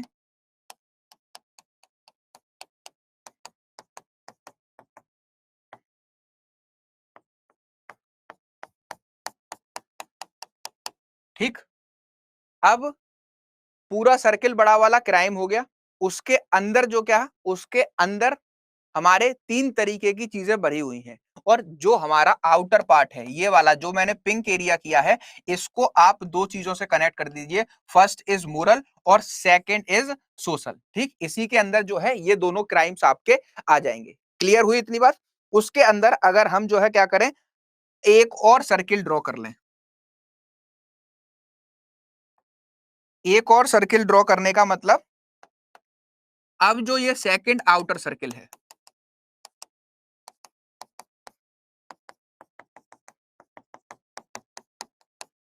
अब देखो यहां पर क्राइम की बात हो रही है, बड़ा सर्किल क्राइम हो गया। उसके ये वाले ये क्या हो गए? हमारे मोरल और सोशल हो गए। उसके अंदर जो ये वाला पार्ट आया हमारा, कौन सा?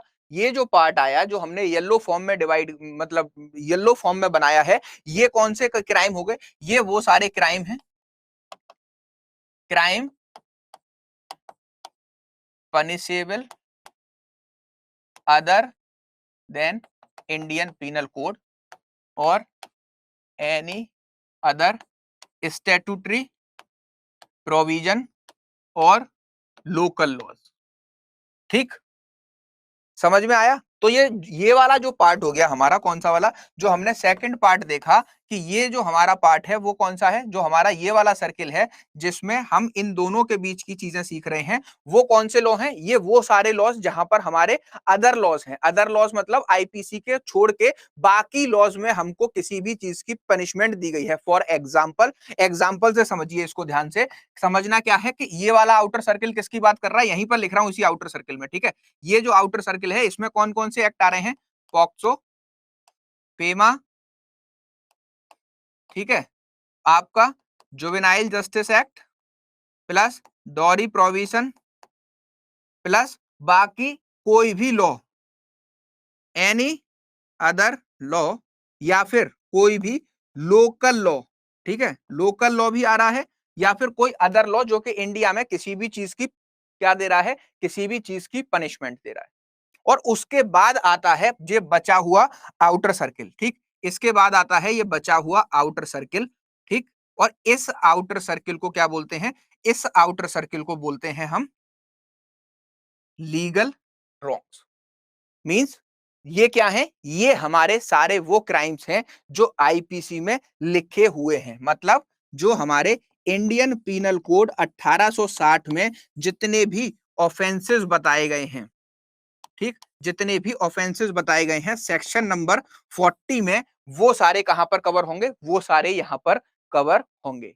दूसरी सबसे इंपॉर्टेंट बात क्या है? दूसरी सबसे इंपॉर्टेंट बात है कि पहले हमने जो फर्स्ट सर्किल में कवर किया वो क्या किया? सेक्शन 40 ऑफेंस और जो भी इंडियन पीनल कोड के 511 सेक्शंस में ऑफेंस की परिभाषा दी गई है, वो हमारा बस इतना सा पार्ट है। उसके बाद सेक्शन 40 का अगर क्लॉज 2 सेकंड पार्ट पे जाओगे तो उसमें लिखा हुआ है कि वो सारे ऑफेंसेस जो कि इंडियन पीनल कोड के अलावा भारत में किसी भी अदर एक्ट्स में, लोकल एक्ट्स में या फिर अदर प्रोविजंस में अगर आपको उनकी पनिशमेंट दी जाती है तो वो भी जो है किस में आएंगे? सेक्शन 40 की डेफिनेशन में ऑफेंस में काउंट किए जाएंगे। तो वो ये वाला सर्किल हो गया और बाकी अदर चीजें जो है हमारा बड़े वाले सर्किल में हो गई, जहां पर सोशल और मोरल क्राइम हमको देखने को मिलते हैं, जिनको इंडियन पीनल कोड के किसी भी कानून में क्या नहीं किया गया है? किसी भी कानून में पीनलाइज नहीं किया गया है।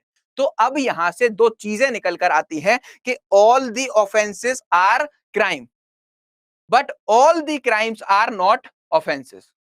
Is it clear? अब यहां पर बहुत बड़ा इंपॉर्टेंट स्टेटमेंट मैं आपको बता रहा हूं जो मेंस के प्रोस्पेक्टिव से सबसे ज्यादा इंपॉर्टेंट होता है। आपको हमेशा एक क्वेश्चन पूछा जाता है कि all the crimes are offenses. All the offenses are crime. Sorry. Wait. ये क्वेश्चन आपसे पूछा जाता है कि all the offenses are crime, but all the crimes are not offense. Whether it is a correct और नॉट।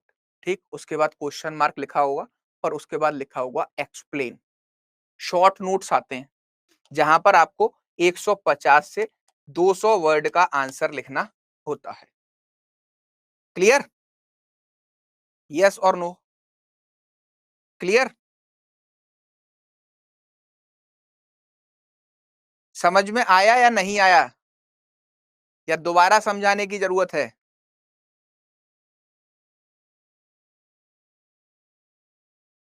क्या सारे crimes offence होंगे?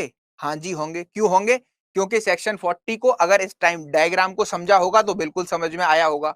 और क्या सारे क्राइम्स, क्या सारे ऑफेंसेस क्राइम हैं? बिल्कुल। लेकिन क्या सारे क्राइम ऑफेंसेस हैं? बिल्कुल नहीं।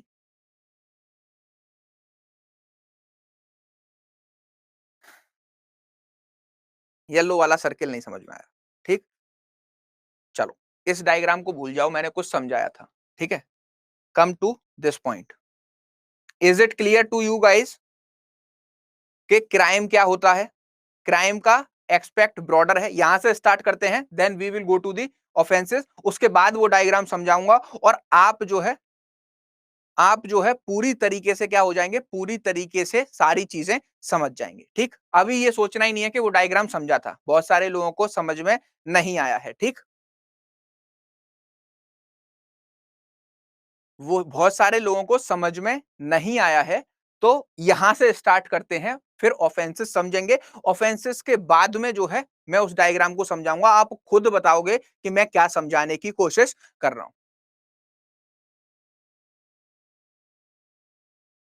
येलो वाले क्राइम्स आपको समझ में अभी नहीं आएंगे, पहले सेक्शन 40 को समझते हैं, फिर जो है आपको ऑटोमेटिक समझ में आ जाएंगे मैं किस चीज की बात कर रहा था। ठीक है, चलो रेडी। इसी वजह से कहा था कि अब जो है टाइट योर सीट बेल्ट।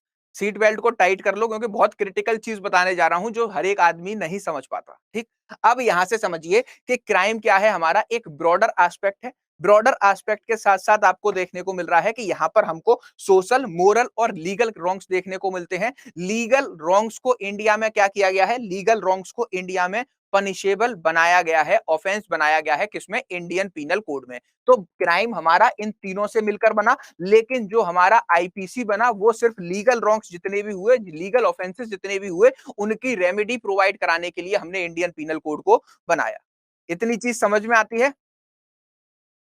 और हमारा इंडियन पीनल कोड सिर्फ और सिर्फ सेक्शन 40 ऑफेंस से ही डील करता है। अब ऑफेंस क्या होंगे ये चीज हमको यहां पर समझनी है, ठीक। तो यहां पर आप इस डायग्राम को भूल जाइएगा 1 मिनट के लिए। अब हम आते हैं कि what do you mean by offences.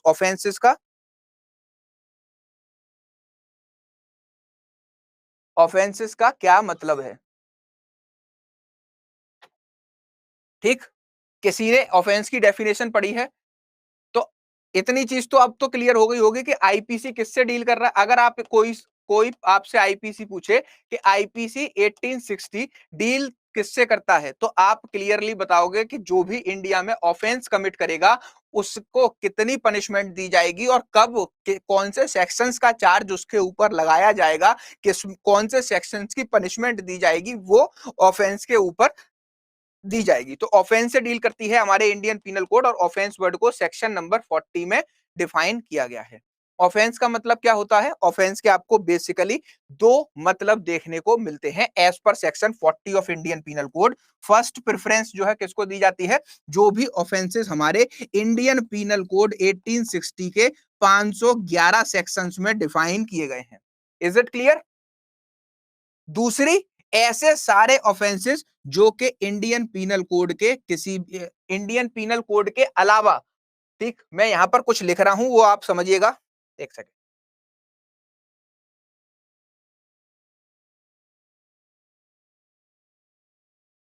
तो यहां पर क्या समझ में आया कि हमारा सेक्शन 40 बताता है कि जो हमारे आईपीसी में 511 सेक्शंस में ऑफेंसेस दिए गए हैं वो सारे ऑफेंसेस प्लस दूसरी सबसे इंपॉर्टेंट बात क्या बताई जा रही है? दूसरी सबसे इंपॉर्टेंट बताई जा रही है any other offences which are punishable under any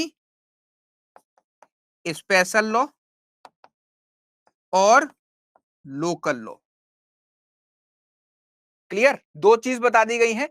पहली चीज क्या बताई गई है? पहली चीज आपको बताई गई है कि जो इंडियन पीनल कोड के 511 सेक्शन में पनिशेबल है वो हमारे किसके? Section 40 of Indian penal code में ऑफेंस माना जाएगा। और दूसरी इंपॉर्टेंट चीज बताई गई है कि कोई भी ऑफेंस जो कि हमारे स्पेशल लॉ में क्या किए गए हैं? पनिशेबल बताए गए हैं, या फिर लोकल लॉज में जिनकी पनिशमेंट दी गई है वो सारी चीजें भी जो है क्या ऑफेंस मानी जाएंगी और उनका सेम मीनिंग लिया जाएगा section 40 of Indian penal code की तरह। ठीक है? यस नो कुछ थोड़ा सा यार जवाब नहीं दोगे ना तो आगे अगले स्टेप पे ना मेरे अंदर से वो आवाज नहीं आती कि यार इनको समझ में आ गया अब आगे चलना चाहिए। इतनी चीज समझ में आई? मेरी क्लास का सबसे बड़ा फ्लॉज है ये, मैं यूट्यूब पे भी पढ़ाता हूं ना तो सिंपल बच्चों से रुक जाता हूं बीच में जब तक बच्चे ये नहीं कहते कि सर इतनी समझ में आ गई नेक्स्ट चलो। फिर मेरे पढ़ाने का मतलब क्या है? मैं 2 घंटे आकर ऐसे बोलकर चला जाऊंगा, क्लास खत्म हो जाएगी, समझ में नहीं आएगा, तब भी जो है क्या, तब भी आप जो है कुछ जवाब नहीं देंगे और मेरे को भी पता नहीं चलेगा कितने बच्चे कितने परसेंटेज। देखो यहाँ पर जितने भी स्टूडेंट हैं उसमें से जब तक सारे लोग सेटिस्फाई नहीं हो जाते मैं क्लास को आगे नहीं कंटिन्यू करता हूं, ठीक। तो यहाँ पर हमको section 40 of Indian penal code ने बताया दो चीजें कि वो सारे लोग जो कि हमारे 511 सेक्शंस, टोटल 511 सेक्शंस में जिनकी पनिशमेंट दी गई है वो हम उनको ऑफेंस कहेंगे जो भी हमारे हमारे क्या होंगे? स्पेशल लॉ इंडिया में प्रिवेल करते हैं। अब देखो स्पेशल लॉ का एग्जाम्पल बता दूं। स्पेशल लॉ जैसे पॉक्सो सिर्फ और सिर्फ उसके लिए है। दूसरा जुवेनाइल जस्टिस एक्ट, जे एक्ट ले सकते हो आप, बच्चों से लेकर है। उसके बाद एनडीपीएस ले सकते हो, ये भी एक स्पेशल एक्ट है। और यहाँ पे भी क्या की जा रही है? पनिशमेंट प्रोवाइड की जा रही है उन सारे लोगों को जो ऑफेंस कर रहे हैं।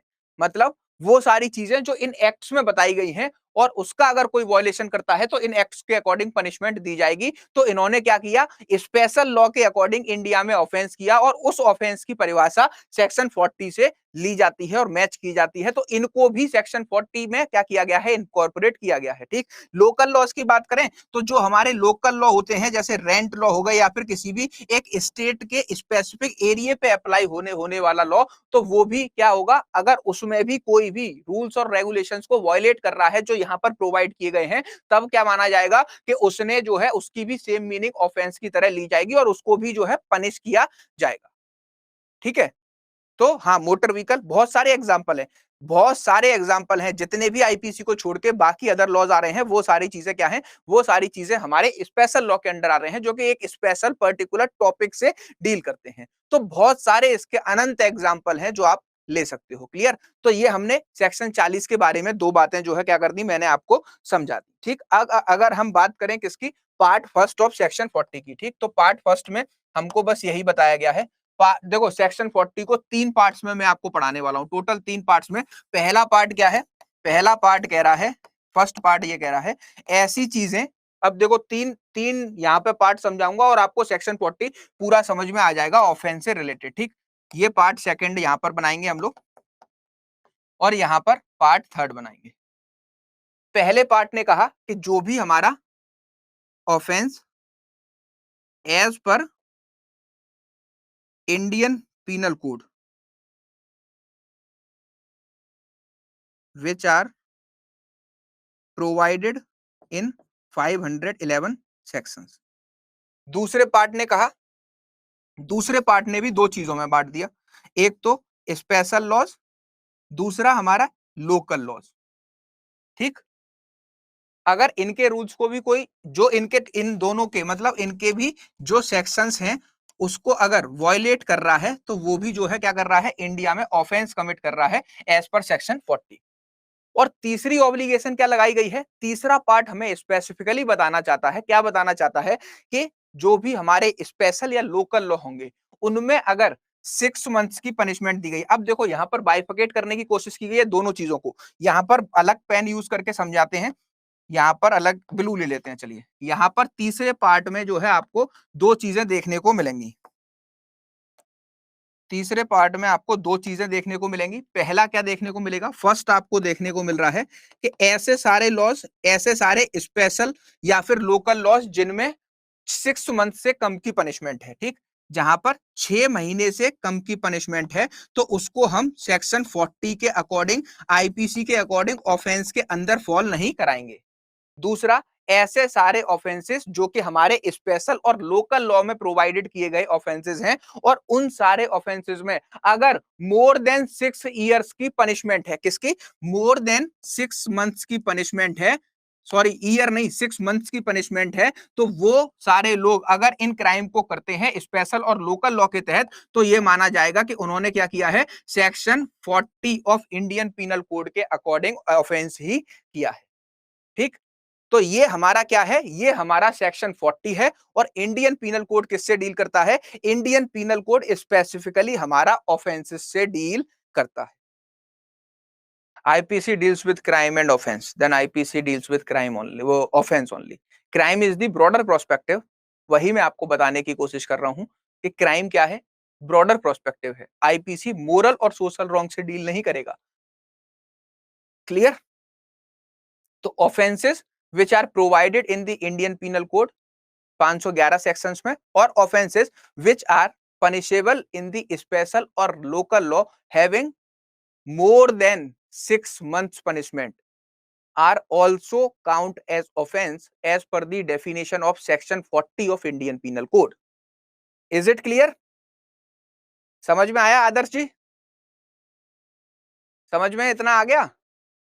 चलो, अब यहां पर एक क्वेश्चन और हमसे पूछा जाता है जिसको अब हम डिस्कस करने वाले हैं। तो अब ये 15 मिनट का जो कैप था वो खत्म हो गया। अब अगले 10 मिनट के लिए टाइट योर सीट बेल्ट। ठीक, बहुत ही इंपॉर्टेंट बात बताने जा रहा हूं। ठीक है, तो एक सेकंड बस पानी पी लूं, उसके बाद शुरू करते हैं। 2 मिनट का रिलैक्स, 1 सेकंड, 30 सेकंड का रिलैक्स ले लो, 30 सेकंड का पॉज भी ले लो। ठीक, 6 मंथ्स की पनिशमेंट होगी तो क्या बोलेंगे कि उन्होंने स्पेसिफिक लॉ में कोई भी क्राइम किया है, या फिर उन्होंने किस में क्राइम किया है, उन्होंने लोकल लॉ में कोई भी क्राइम किया है। Is it clear? लेकिन ऑफेंस अगर 40 के अकॉर्डिंग आईपीसी की डेफिनेशन में लाना है उसको, तो 6 मंथ से ज्यादा की पनिशमेंट में ही किया जा सकता है। ठीक है, ये जो थर्ड पार्ट है हमारे सेक्शन 40 का, उसका क्रक्स है और उसका पूरा जिस्ट है। अब मुझे बस 30 सेकंड का टाइम दो, फिर हम जो है एक और क्रिटिकल पार्ट को स्टार्ट करते हैं इंडियन पीनल कोड में। एक क्वेश्चन, और हाँ, let's tight your seat belts. Ready है सब? एक क्वेश्चन और बहुत बार पूछा जाता है और सबसे ज्यादा कंफ्यूजन इसी पे होता है। सिर्फ आज बेसिक इंट्रोडक्शन बता रहा हूं, बेसिक इंट्रोडक्शन, क्राइम और ऑफेंस में क्या डिफरेंस है, कैसे हम ऑफेंसेस से डील कराते हैं। सेक्शन 40 किसके बारे में बात करता है, हिस्टोरिकल बैकग्राउंड क्या है और क्यों हम इसको सब्सटेंटिव और प्रोसीजर लॉ बोलते हैं। All all good. एक क्वेश्चन और रिपीटेडली पूछा जाता है हमसे एग्जाम्स में, और वो क्वेश्चन है कि क्या हमारा इंडियन पीनल कोड का जो सेक्शन नंबर 40 है उसमें ऐसी चीजें जो कि इंडियन पीनल कोड में जहां पर पनिशमेंट किसी चीज की नहीं दी गई है लेकिन उसको डिफाइन किया गया है, तो ऐसे ऑफेंसेस को हम सेक्शन 40 की डेफिनेशन में रखते हैं या नहीं। अब देखो यहां पर बहुत ही क्रिटिकल पार्ट आ रहा है, जो पीछे समझा है ना उससे भी क्रिटिकल पार्ट आ रहा है, और फिर यहां से चीजें आपको क्लियर होना स्टार्ट हो जाएंगी। उसके बाद कुछ इंपॉर्टेंट चीजें जो मैंने आज के लेक्चर में आपको पढ़ाई है उसकी मैं डिक्टेशन दूंगा, और वो आपको हैंड रिटन नोट्स बनाने हैं। जब भी मेरी क्लास देखोगे उस पैराग्राफ को जो मैं लिखवाऊंगा उसको पढ़ लेना, सारी चीजें आपको क्लियर हो जाएंगी। ठीक, सेक्शन 40 के ऊपर पूरा डिटेल डिस्क्रिप्शन में आपको लिखवा के जाऊंगा, 2-3 पैरा होगा, वो आपको लिखना है, नहीं लिखना है तो आपको वो रिटन फॉर्म में मिल जाएंगे, मैं आपको डिक्टेट कर दूंगा। क्लियर। देखो अब यहां पर एक क्वेश्चन हमसे बार बार पूछा जाता है कि देखो 511 सेक्शन है टोटल आईपीसी में, 511 सेक्शन है, तो 511 सेक्शंस में आपको देखने को मिलेगा कि सारे सेक्शंस में ना आपको पनिशमेंट नहीं दी गई है कि किस ऑफेंस की कितनी पनिशमेंट होगी। तो क्या ऐसे ऑफेंसेस या फिर ऐसे सेक्शंस जिनमें हमको क्या नहीं दिया गया है, जिनमें हमको ये नहीं बताया गया है कि पनिशमेंट क्या होगी, वो सारे हम जो है ऑफेंस के अंदर उनको फॉल कराएंगे या नहीं कराएंगे। ये क्वेश्चन हमसे कई बार मेंस में शॉर्ट नोट्स के लिए पूछा जाता है। ठीक, तो इसका अगर हम सॉल्यूशन देखें तो सेक्शन 40 के अकॉर्डिंग जो फर्स्ट पैरा है उसमें आपको एनीथिंग वर्ड क्या यूज किया गया है, एनीथिंग। तो ये जो वर्ड थिंग है इसका एक्सप्लेनेशन अब मैं आपको बता रहा हूं। ठीक है, सिर्फ एक वर्ड का एक्सप्लेनेशन बता रहा हूं और किसी चीज को नहीं बता रहा। एनीथिंग के अंदर वो सारे ऑफेंसेस आएंगे जो कि क्या हुआ है, जिस पर हमारा पनिशमेंट, जिसकी इंडियन पीनल, देखो यहां पे ह्यूमन कंडक्ट हुआ है, ह्यूमन कंडक्ट को होने के बाद जो भी ऑफेंस डिफाइन किया गया है कहां पर, इंडियन पीनल कोड में, उसका ऑफेंस कमिट किया गया है और उसकी पनिशमेंट क्या की गई है, पनिशमेंट आईपीसी में प्रोवाइड की गई है। That is the very critical part of Indian penal code, be focused. ठीक है, यहां पर क्या बताने की कोशिश की गई है कि ऐसे ऑफेंसेस जो कि ह्यूमन ह्यूमन कंडक्ट होने के बाद में किसी ने कोई भी क्राइम कमिट कर दिया जो आईपीसी में डिफाइन है और उसकी पनिशमेंट भी उसी सेक्शन में या फिर उससे रिलेटेड प्रोविजंस में प्रोवाइड की गई है, तो वो सारी चीजें क्या होंगी, वो सारी चीजें सेक्शन 40 के अकॉर्डिंग क्या कहलाएंगी, सेक्शन 40 के अकॉर्डिंग ऑफेंस कहलाएंगी। क्या कहलाएंगी, ऑफेंस कहलाएंगी। इज इट क्लियर, यस और no, is it clear, say yes और नो। इतनी बात समझ में आई कि इंडियन पीनल कोड में जितने भी ऑफेंसेस बताए गए हैं उन ऑफेंसेस का अगर क्या किया जाता है, उन ऑफेंसेस को किसी भी ह्यूमन कंडक्ट के द्वारा कमिट किया जाता है और उनका पनिशमेंट भी अगर इंडियन पीनल कोड में दिया गया है, तभी ये मान के चला जाएगा कि वहां सेक्शन 40 ऑफेंस हुआ है और आईपीसी के अकॉर्डिंग उनको जो है पनिशमेंट दी जाएगी। क्लियर। दूसरी यहां पे सबसे इंपॉर्टेंट बात होती है कि अगर ऐसे ऑफेंसेस जिनको आईपीसी में डिफाइन तो किया गया है, आईपीसी में डिफाइन तो किया गया है लेकिन उनकी पनिशमेंट नहीं दी गई, तो क्या उनको हम ऑफेंस की परिभाषा में नहीं रखेंगे, क्या इनको हम ऑफेंसेस की डेफिनेशन में नहीं रखेंगे। तो ये चीज तो आपको क्लियर कर दी। अब आते हैं दूसरे पॉइंट पर कि जो हमारे इंडियन पीनल कोड में डिफाइन तो हैं, डिफाइन तो हैं, लेकिन ये सेपरेटली क्या, सेपरेटली कोई ऑफेंस क्रिएट नहीं कर रहे हैं, सेपरेटली कोई ऑफेंस क्रिएट नहीं कर रहे हैं और ना ही इनकी सेपरेट पनिशमेंट हमको यहां पर कोई बताई गई है, तो क्या उसको ऑफेंस की डेफिनेशन में, सेक्शन 40 की डेफिनेशन में फॉल कराया जाएगा या नहीं कराया जाएगा। ठीक, तो यहां पर आपको देखने को मिलेगा, अगर इसको आप ऐसे नहीं समझ सकते, एग्जाम्पल के तौर पर समझिए। एग्जाम्पल 107 क्या बात करता है, अबेटमेंट की बात करता है। तो abetment is itself a offence. क्या अबेटमेंट अपने आप में ही कोई ऑफेंस है, नहीं। अबेटमेंट को हमेशा रेड विद किया जाएगा। ठीक है, अबेटमेंट को हमेशा रेड विद किया जाएगा किसके साथ, अगर हमने किसी को मर्डर करने के लिए उकसा दिया। ठीक, तो मर्डर करने के लिए उकसाना क्या किया जाएगा, मर्डर करने के लिए उकसाना इज पनिशेबल। मर्डर करने के लिए अगर उकसा रहे हैं तो इसकी तो पनिशमेंट है, लेकिन अबेटमेंट अपने आप में कंप्लीट ऑफेंस नहीं है। तो ऐसे सारे सेक्शंस जो कि अपने आप में कंप्लीट नहीं है, वो सेक्शन 40 के अंदर ऑफेंस जब तक नहीं कहलाएंगे जब तक कि उनको रेड विद नहीं कर लिया जाएगा। ठीक, जैसे अवेटमेंट 107 इज नॉट सफिशिएंट, कि अगर आप जो है ये सेक्शन अपने आप में सफिशिएंट नहीं है कि किसी व्यक्ति को इसके अंदर पनिशमेंट दे दी जाए, जब तक कि इसको हम मर्डर में हमने किसी को अवेट किया है, या फिर दूसरी चीज, या फिर आपने कोई भी इंसान चोरी करने जा रहा था, थेफ्ट करने जा रहा था, और थेफ्ट के लिए आपने उसको अवेट कर दिया, ठीक है, भड़का दिया। ठीक, तो अटेम्प्ट अवेट टू थेफ्ट का जो है अवेटमेंट पनिशेबल है। तो सेक्शन 107 का रोल कब आ रहा है? जब हम किसी भी ऑफेंस जो कि हमारे इंडियन पीनल कोड में पनिशेबल है उसके साथ रेड विद कर रहे हैं, उसके साथ मिलाकर पढ़ रहे हैं, तब ये सेक्शंस का यूज किया जा रहा है। सेपरेटली ये ऑफेंस नहीं है। तो जैसे जैसे हम इंडियन पीनल कोड पढ़ते जाएंगे आपको समझ आता जाएगा कि सेपरेटली जो भी सेक्शंस जहां पर पनिशमेंट नहीं दी गई है उसको हम 40 के अंदर नहीं फॉल कराएंगे। लेकिन जैसे ही इनको रेड विद कर लिया जाएगा उन सारी चीजों के साथ में जो कि पनिशमेंट प्रोवाइड की गई है आईपीसी में, तो इनका भी जो है एक्टिवली रोल यहां पर हमें देखने को मिलता है। ठीक, अच्छा, एक एक ऑनेस्टली एक बात पूछूं, चलो इसका एग्जांपल दे देता हूं तब समझ में आ जाएगा। जैसे अब मैं आपसे यहां पर कहूं कि मैं हूं अपूर्व शर्मा, एएस मेरा नाम है, एएस अवेट कर रहा है, ठीक है, किसको? मर्डर को। मर्डर करने के लिए किस व्यक्ति के? जेड के मर्डर करने के लिए मैं कर रहा हूं किसको? नाम ले लीजिए, शुभम का नाम ले लेते हैं। मैंने शुभम को अवेट कर दिया कि जाकर ना जेड का मर्डर कर दो, या इस क्लास में जितने भी स्टूडेंट हैं सबको गोली मार दो। तब जो है मैं क्या होऊंगा? अवेटमेंट ऑफ मर्डर के लिए यहां पर लायबल होऊंगा। ठीक है, तब जो है क्या, मेरे मेरे ऊपर 107 read with attempt to murder का सेक्शन लगाकर क्या किया जाएगा? दोनों ही सेक्शंस में जो है पनिशमेंट मुझे आईपीसी के अंडर ऑफेंस की डेफिनेशन में फॉल कराया जाएगा सेक्शन 40 के अंदर। लेकिन अगर मैं आपको अबेट कर दूं कि भाई तू पढ़ ले, तो is it punishable in the Indian penal code? अगर मैं किसी भी स्टूडेंट को जज बनने के लिए अवेट करता हूं कि जज बनने है, जज बनना है, ऐसे पढ़ना है, ऐसे पढ़ना है, भाई इस स्ट्रेटजी पे काम करो, ये चीजें करो, तो क्या मैं किसी बच्चे को अवेट कर रहा हूं किसके लिए? पढ़ाई के लिए। तो क्या ये इंडियन पीनल कोड में ऑफेंस कहलाएगा? क्या ये इंडियन पीनल कोड में ऑफेंस कहलाएगा? नहीं कहलाएगा। क्यों नहीं कहलाएगा? क्योंकि ये पनिशेबल नहीं है।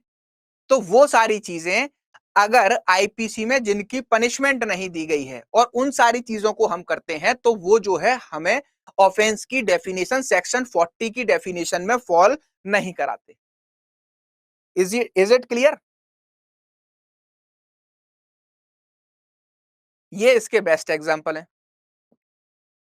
ठीक, तो ऐसे ऑफेंसेस जिनकी पनिशमेंट आईपीसी में नहीं दी गई है और वो सेपरेटली जो है किसी भी इंसान को पनिशमेंट नहीं दिला सकते हैं, उन सारे सेक्शंस को हम जो है सेक्शन 40 में ऑफेंस नहीं कहेंगे, चाहे वो इंडियन पीनल कोड में लिखे ही क्यों ना हो। ठीक, चलिए अब आते हैं हम जो है एक और इंपॉर्टेंट पॉइंट पर। इतना समझ में आ गया? अब 2-4 मिनट का एक डिक्टेशन है, जो भी मैंने सेक्शन 40 के रिस्पेक्ट में आपको पढ़ाया है उसको आप प्लीज लिख लीजिए, और जिन लोगों को नहीं समझ में आया था वो भी जो है इस चीज को बहुत अच्छी तरीके से समझ जाएंगे। ठीक, मैंने आपको ऑफेंस जो है क्या सेक्शन 40 3 पार्ट्स में पढ़ाया है। Let's discuss the bare act.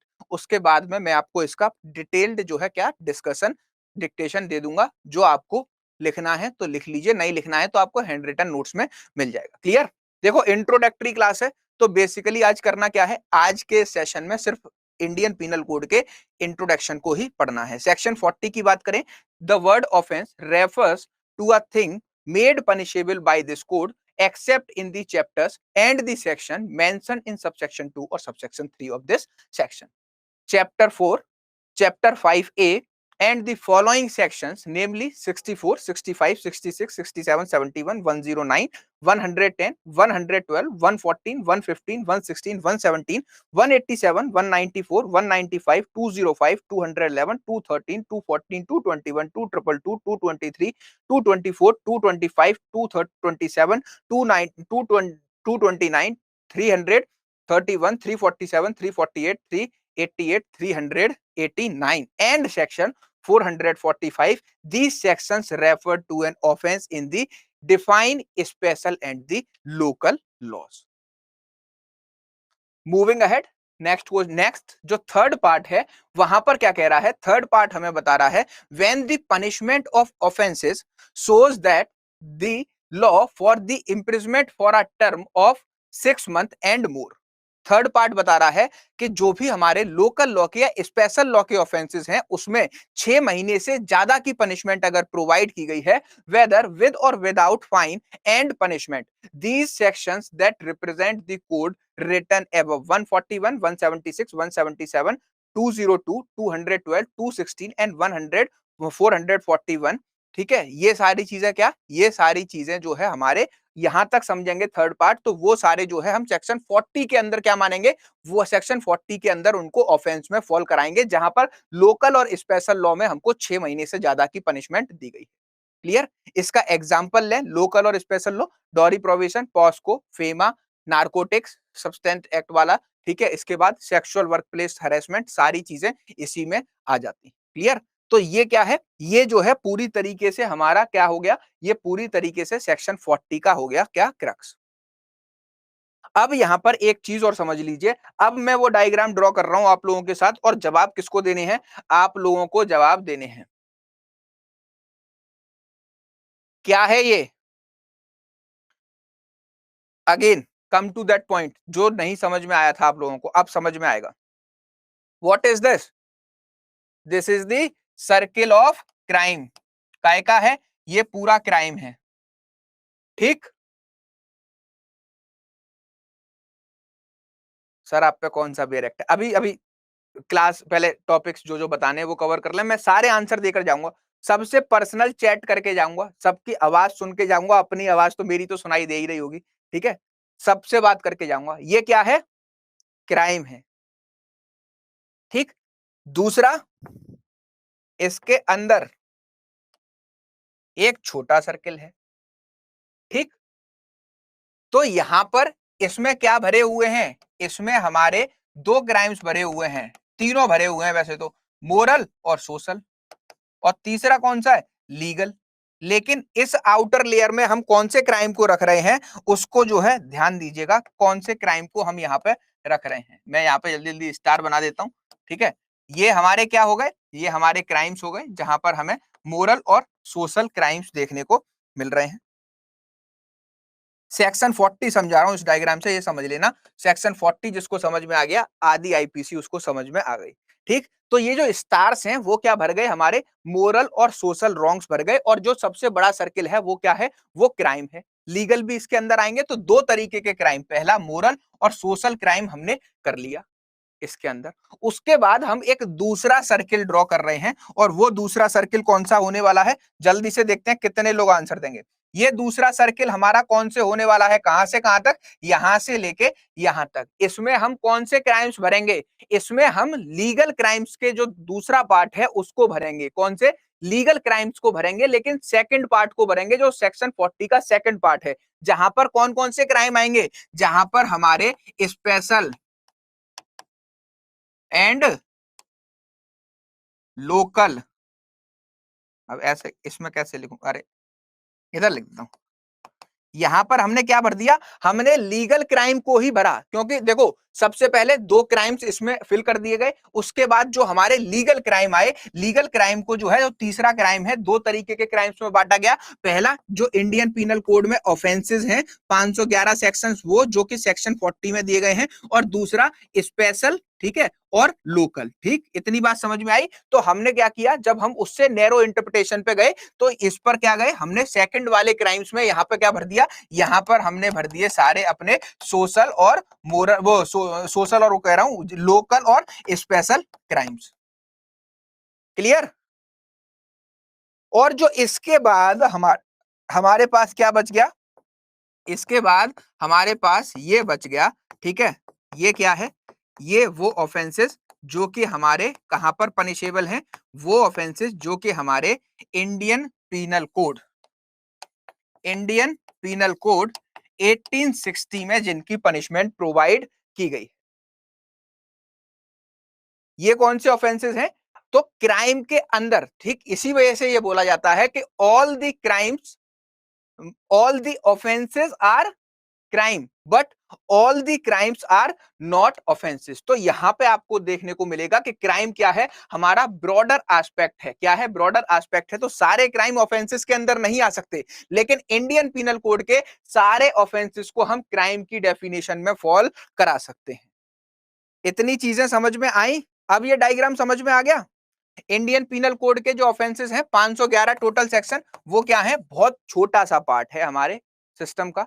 उसके बाद सेक्शन 40 और क्या क्या चीजें इनकॉर्पोरेट करता है, थोड़ा सा और उसको एक्सपेंड कर दिया गया है कि जितने भी लोकल या फिर अदर लॉज हैं इंडिया में जिनमें पनिशमेंट प्रोवाइड की गई है, वो भी किसमें आएंगे? वो भी हमारे किसमें आने वाले हैं? हमारे ऑफेंसेस की डेफिनेशन सेक्शन 40 की डेफिनेशन में आने वाले हैं। बशर्ते शर्त क्या लगा दी गई, एक जो है प्रोवाइजो ऐड करके उनके ऊपर एक बाउंडेशन डाल दी गई कि जो स्पेशल और लोकल वाले होंगे उसमें 6 महीने से ज्यादा की पनिशमेंट होनी चाहिए, तभी जो है 40 की डेफिनेशन के अंदर हम उनको ऑफेंस मानेंगे।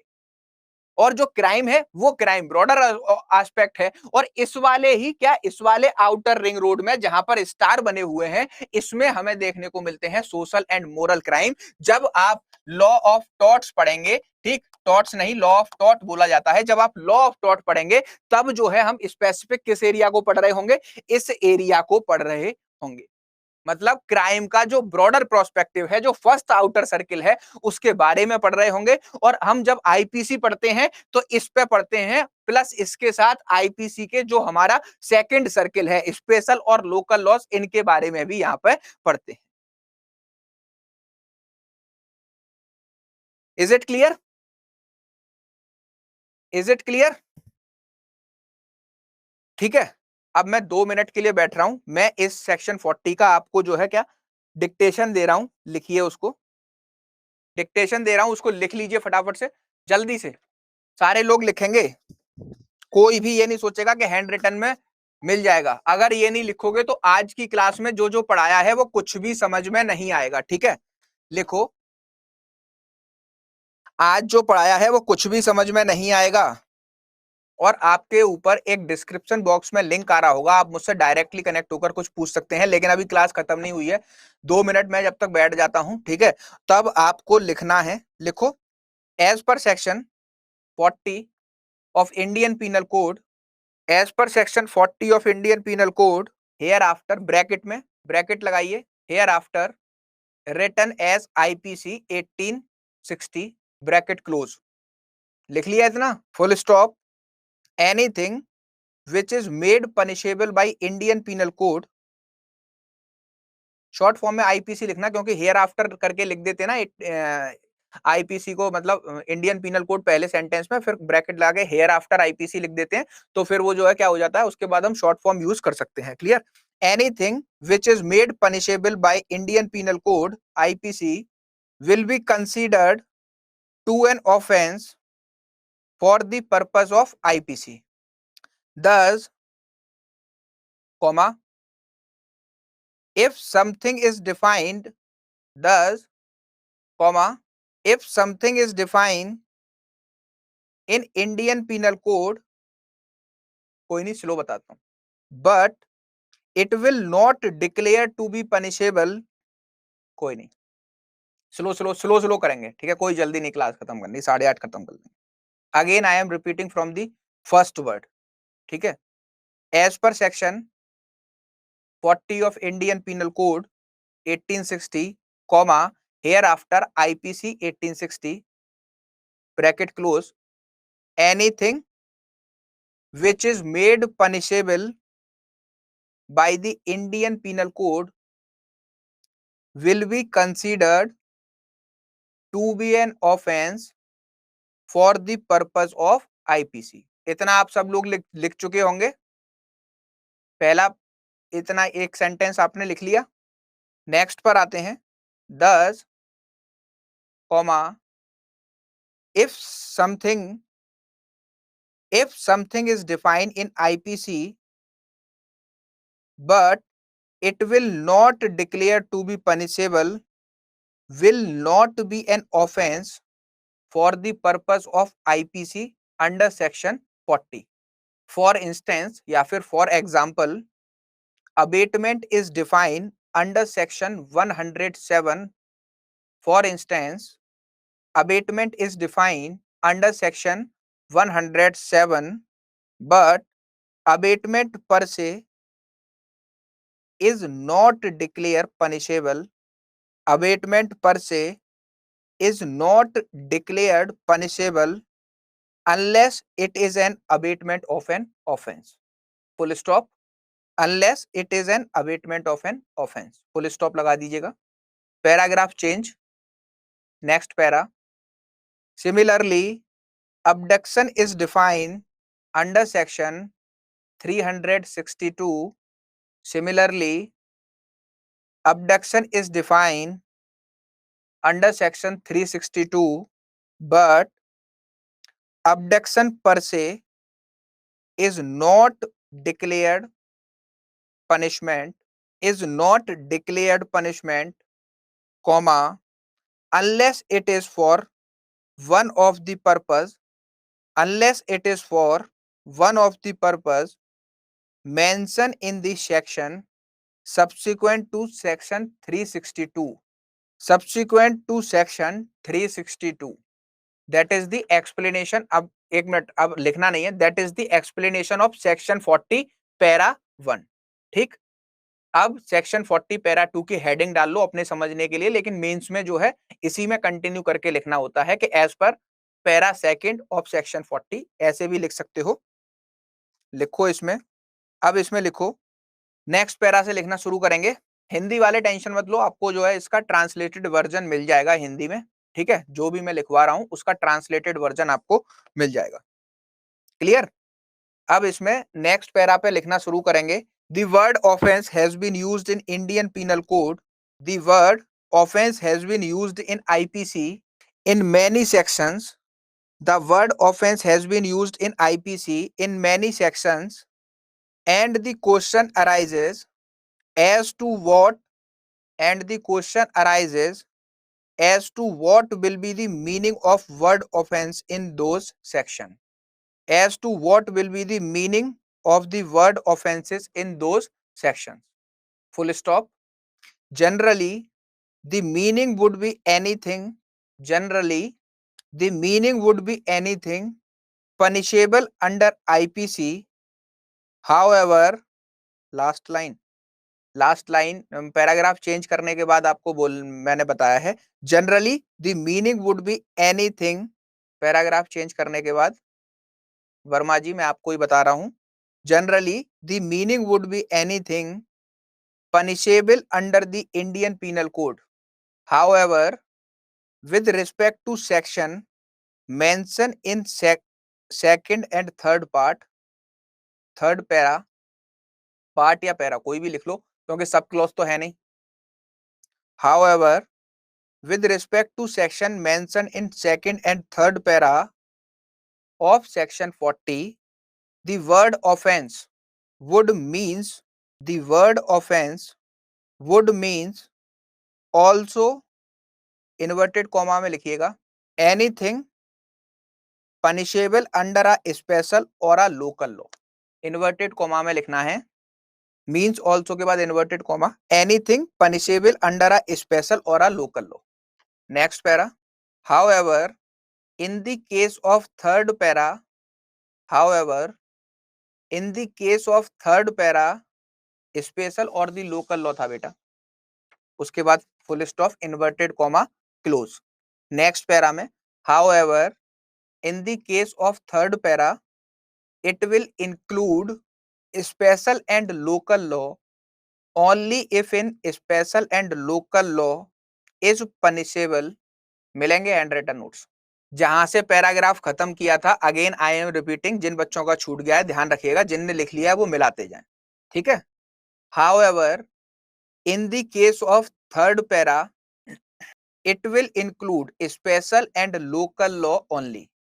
If in the special and local law it is punishable with a minimum of 6 months of imprisonment. It is punishable with a minimum of 6 months of imprisonment. This is all about today's section 40, the meaning of offense under the Indian penal code. Done हो गया, सारे लोगों ने लिख लिया. हिंदी वाले मिल जाएगा आपको ट्रांसलेशन वर्जन, जब हैंड रिटन नोट्स आपके अपलोड होंगे उस पर मिल जाएगा। जो वर्ड्स लिखवाए हैं सेक्शन 40 का बेस्ट एक्सप्लेनेशन है, ठीक है। इसको पढ़ लेना कभी भी, किसी दोस्त को समझाना हो, जैसे मैंने आपको समझाया है ऐसे नहीं समझा पा रहे हो, ये एक पेज का एक्सप्लेनेशन दे देना, अपने आप समझ जाएगा कि सेक्शन 40 ऑफेंस क्या होता है, ठीक है। मूविंग अहेड, नेक्स्ट क्वेश्चन पर आते हैं। देखो अपने क्लास की टाइमिंग की एक बात ध्यान रखना, अपने क्लास की टाइमिंग में ना कोई टाइम बाउंड क्लास नहीं होती। जब तक पढ़ाने का मन करता है मैं तब तक पढ़ाता हूं, ठीक है। क्योंकि रेगुलर क्लासेस कब से शुरू होंगी, एक बच्ची काफी देर से परेशान हो रही है। आज आईपीसी के बारे में बताया ना मैंने, how IPC works, what is the historical background, इतनी चीजें सीरियसली जो मेंस लिखाए हैं उनको पता थी। इस बैच में कुछ ऐसे भी स्टूडेंट हैं जिनको मैं जानता हूं जो कई स्टेट का मेंस लिख चुके हैं। मुझे एक बार कमेंट्स करके बताएं, जो मैंने हिस्टोरिकल बैकग्राउंड में आपको बताया है वो इतनी सारी चीजें क्या आपको पता थी आईपीसी के बारे में। मैं चाहता तो आज आता और आईपीसी के सेक्शन 1 को उठा के उसकी एप्लीकेबिलिटी से पढ़ाना स्टार्ट कर देता, मेरा कुछ नहीं जा रहा था। लेकिन ये सारी चीजें आपको हेल्प करेंगी मेंस लिखने में, इंटरव्यू क्वालिफाई करने में। ये सारी चीजें ना प्रीलिम्स में काम नहीं आने वाली। पहली क्लास मेरी ना किसी भी सब्जेक्ट की प्रीलिम्स में काम नहीं आएगी, ठीक। लेकिन मेंस और इंटरव्यू में ना जब रैंक सिक्योर करने का नंबर आएगा ना तो ये क्लास याद आएगी, और ये सारी चीजें जब पूछी जा रही होंगी ना इंटरव्यू में बैक टू बैक जब एग्जामिनर पूछ रहा होगा, तब इन सब चीजों का बहुत ज्यादा इंपॉर्टेंस याद आएगा, और तब याद आएंगे अपूर सर। मैं आता तो आपको स्टार्ट कर देता, आईपीसी का डायरेक्ट उठा के लाना था। शॉर्ट टाइटल एक्सटेंड कमिटमेंट क्या है, आईपीसी नेम है, जम्मू कश्मीर पे हट गया है 2019 से, उसके बाद पूरे इंडिया पे एप्लीकेबल होता है, इसकी टेरिटोरियल एप्लीकेशन का है, कहां कहां लगेगा, कब कब लागू होगा, चारों सेक्शन पढ़ा के आज की क्लास खत्म कर देता। इसी तरीके से यहाँ पर आपको पढ़ाया जाता है। रेगुलर क्लासेस आपकी स्टार्ट हो जाएंगी जब आपके ये 6 मेजर सब्जेक्ट के इंट्रोडक्टरी क्लासेस खत्म हो जाएंगी। पहली आपकी सीपीसी जो मैंने आज ली है, इंडियन पीनल कोड, आज मेरी पहली क्लास है जहां पर मैंने आपको इंडियन पीनल कोड का इंट्रोडक्शन दिया है। कल शायद शर्मी मैम की या वासुदेव मोंगा सर की आपका सीआरपीसी लेंगे। परसों मैं आपका मुस्लिम लॉ का इंट्रोडक्शन दूंगा। उसके बाद आपके इस हफ्ते इंट्रोडक्टरी क्लासेस चलेंगी 6 मेजर सब्जेक्ट, कॉन्स्टिट्यूशन चांसर लेने वाले हैं। कॉन्स्टिट्यूशन हो चाहे आपका जो है क्या, आपका सीपीसी हो, चाहे सीआरपीसी हो, चाहे एविडेंस हो, या फिर आपकी जितने भी 6 मेजर सब्जेक्ट हैं उनकी एक-एक इंट्रोडक्टरी क्लास होगी। और यहाँ पर इंटरव्यू मैंने स्टार्टिंग में ही आपको बोला था ना, स्टार्टिंग में आपको पता भी है प्रीलिम से लेकर इंटरव्यू तक का गाइडेंस प्रोग्राम है। तो ये गाइडेंस प्रोग्राम ऐसे ही नहीं है। स्टार्टिंग आपका जो फाउंडेशन रखा जाएगा पहली क्लास का वो ऐसा होगा जो कि आपको लास्ट स्टेज पे मदद करने वाला है, लेकिन पहली क्लास में ही आपको ये सारी चीजें बता दी गई। क्लासेस इस हफ्ते के अगले हफ्ते आपकी प्रॉपर स्टार्ट हो जाएंगी और पहला सब्जेक्ट आपको देखने को मिलेगा। लेकिन हमारा बेसिक फाउंडेशन का मतलब यही है कि आपको क्या कराया जाएगा, आपको हर चीज छोटे छोटे पॉइंट्स स्टार्टिंग से बताकर चले जाएंगे, जिससे कि ग्राउंड क्लियरेंस से ही पेड़ ऊपर बड़ा दिखता है लेकिन उससे ज्यादा जमीन में होता है और जड़ें ज्यादा होती हैं। लेकिन हम देखते क्या है कि इतना बड़ा पेड़ है और हमें छाया दे रहा है, उसको बनने में इतनी मेहनत लगी है, वो कितने क्षेत्रफल में फैला हुआ है और कितनी उसकी नॉलेज है। जब आप जज बनने की उस कुर्सी पे बैठने वाले होंगे तब एग्जामिनर को ये पता होगा कि आप प्रीलिम्स क्वालिफाई करके आए हो, मेंस क्वालिफाई करके आए हो, और आप जो है इस कुर्सी पर बैठ सकते हो या नहीं। तो वो आपके ऊपर के नंबरों को नहीं देखेंगे या पुरानी स्टेजेस के नंबरों को नहीं देखेंगे। जो मेंस में टॉपर होते हैं उनका इंटरव्यू के रिजल्ट में नाम नहीं होता है, ऐसा भी होते हुए मैंने देखा है। आपकी देखी जाएगी मेंटलिटी और आपकी नॉलेज, जो धरातल के नीचे दसी हुई चीजें हैं वो आपसे पूछी जाएंगी, और जब ये क्लास आपकी मदद करेगी, ठीक। चलिए अब यहां पर हमने क्या देख लिया बाबा, मैंने आपको आज के ऊपर के 3 टॉपिक पढ़ा दिए। चौथा टॉपिक बनता है, चौथा टॉपिक क्या है, IPC is a substantive law और the procedural law. Let's come to this point, discuss करना स्टार्ट कर दें। Let's discuss the Indian penal code is a substantive law और the procedural law. If it is substantive law then why, ठीक। चलें start करें। Question number 4, Indian penal code is a substantive law और procedural law, is it correct? If we talk about Indian Penal Code 1860, it comes under the substantive law. किसके? Substantive law में आएगा, क्योंकि यहां पर हमको सब्सटेंस बताए गए हैं।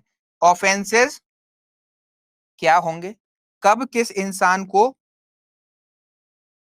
किसी भी ऑफेंस में पनिश किया जाएगा, तो एलिमेंट्स ऑफ क्राइम या फिर एलिमेंट्स ऑफ ऑफेंस।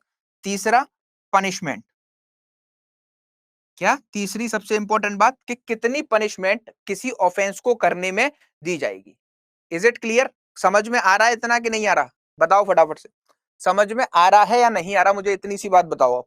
अभी तक जो बताया वो समझ में आ गया? अभी तक जो समझाया है वो समझ में आ गया पूरी तरीके से? जिसको थोड़ा बहुत भी 1% डाउट रह गया हो ना, वैसे रहना नहीं चाहिए। मेरी पूरी कोशिश थी कि आपको समझाया जाए। अगर नहीं समझ में आया हो, क्लास को रिपीट करके देखना। अभी नहीं, 1 घंटे बाद माइंड को ठंडा रखना और उसके बाद जो है रिपीट करके देखना। क्लियर? बिल्कुल सर। चलो, अब सब्सटेंटिव लॉ है इंडियन पीनल कोड। क्यों सब्सटेंटिव लॉ है? सबसे पहले ये समझिए सब्सटेंटिव और प्रोसीजरल लॉ में डिफरेंस क्या है। ठीक है, किसी को कोई डाउट नहीं है? Very good. Let's come to this point कि what is substantive law, what is procedural law. Procedural law मतलब एक व्यक्ति ने कोई क्राइम कमिट किया, क्राइम कमिट करने के बाद हमको उसको क्या करना है? पनिशमेंट देनी है। पनिशमेंट देने तक, अरेस्ट करने से लेके पनिशमेंट देने तक उसका क्या प्रोसीजर होगा। जिस एक्यूज के ऊपर एलिगेशन लगे हैं कि वो एक्यूज क्या करने वाला है, उस एक्यूज ने क्राइम कमिट किया है, उसको पुलिस कब अरेस्ट कर सकती है, कब नहीं अरेस्ट कर सकती, कैसे इन्वेस्टिगेशन होगी, कैसे पुलिस रिपोर्ट सबमिट होगी, कैसे चार्जशीट फाइल होगी, कैसे जो है मजिस्ट्रेट जुडिशियल माइंड इंक्वायरी लगाकर इंक्वायरी करेंगे, कब जो है चार्ज फ्रेमिंग की जाएगी, कब ट्रायल किया जाएगा और कब जजमेंट आएगा। ये सारी चीजें जिस भी एक्ट में लिखी होती हैं वो कहलाते हैं प्रोसीजरल लॉ। मींस क्या कहलाते हैं? Procedural law. जैसे सीपीसी 1908, सीआरपीसी 1973। अब इन प्रोसीजरल लॉज में ये नहीं देखने को मिलेगा कि अगर कोई भी आदमी ऐसा एक्ट कर दे तो उसकी क्या पनिशमेंट है। तो जहां पर कोई भी इंसान एक्ट कमिट कर रहा है या फिर कोई भी ह्यूमन कंडक्ट हो रहा है जो कि पनिशेबल बनाया गया है आईपीसी स्पेशल लॉ या लोकल लॉ में, और उनकी पनिशमेंट बताई गई है कि अगर कोई भी इंसान इस तरीके का एक्ट करता है तो ये फला सेक्शन के अंदर फॉल करेगा, इसके एसेंशियल इंग्रेडिएंट पूरे कर रहा है और इसको इतनी चीज दी, इतनी जो है साल तक की पनिशमेंट दी जाएगी, रिग्रेस होगी या सिंपल होगी। ये सारी चीजें जिस एक्ट में बताई जाती हैं वो सारे एक्ट कहलाते हैं क्या? Substantive law. तो यहां पर क्या बताया गया है? Elements of crime. ठीक है, एलिमेंट्स ऑफ क्राइम अगर आपको समझा दिए गए हैं। दूसरी, यहां पर आपको कौन सा ऑफेंस कमिट हुआ है एलिमेंट्स को देख के पता करना है। तीसरा, उस ऑफेंस में कितनी पनिशमेंट दी जाएगी। ठीक है, अगर ये चीजें आपको किसी भी लॉ में पता लग रही हैं तो वो सारे लॉ क्या कहलाएंगे? वो सारे लॉ सब्सटेंटिव लॉ कहलाएंगे। Is it clear? तो जहां पर हमको ये 3-4 चीजें नजर आती हैं और कोई भी प्रोसीजर नहीं समझ में आता है कि कौन सा प्रोसीजर फॉलो करना है। ठीक, सिविल का केस हुआ, प्रॉपर्टी से रिलेटेड डिस्प्यूट है, कहां पर जाएंगे? सीपीसी का प्रोसीजर फॉलो होगा, सिविल कोर्ट्स बनाए गए हैं, वो सारी हमको जो है सारी चीजें बताएंगे कि कैसे कैसे ये सारी चीजें करनी है। क्लियर?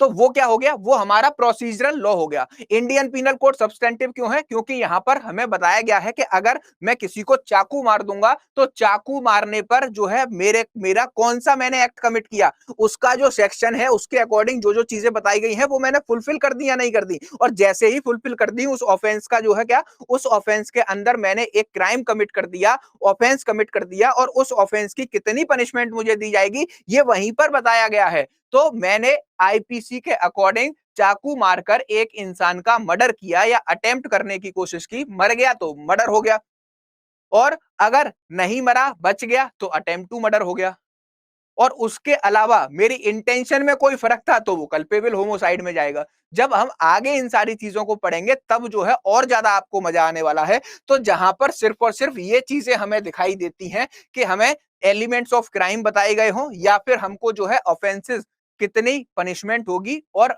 उन ऑफेंसेस की सारी चीजें जिस भी एक्ट में बताई जाती हैं वो होते हैं सब्सटेंटिव लॉ। इसी वजह से यहां पर क्या इसी वजह से इंडियन पीनल कोड को किस में रखा जाता है, सब्सटेंटिव लॉ में रखा जाता है। और सब्सटेंटिव लॉ का अगर लिटरल मीनिंग, वह सारी लॉ जो कि आपको क्या बताएं, विशेषताएं बताएं किसी भी चीज की, और उनको क्या बोलते हैं, उनको हम सब्सटेंटिव लॉ बोलते हैं।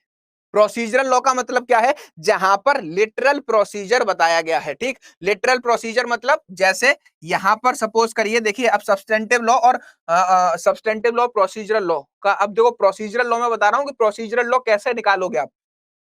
यहां पर क्या हुआ, क्राइम कमिट हुआ, क्राइम कमिट हो गया।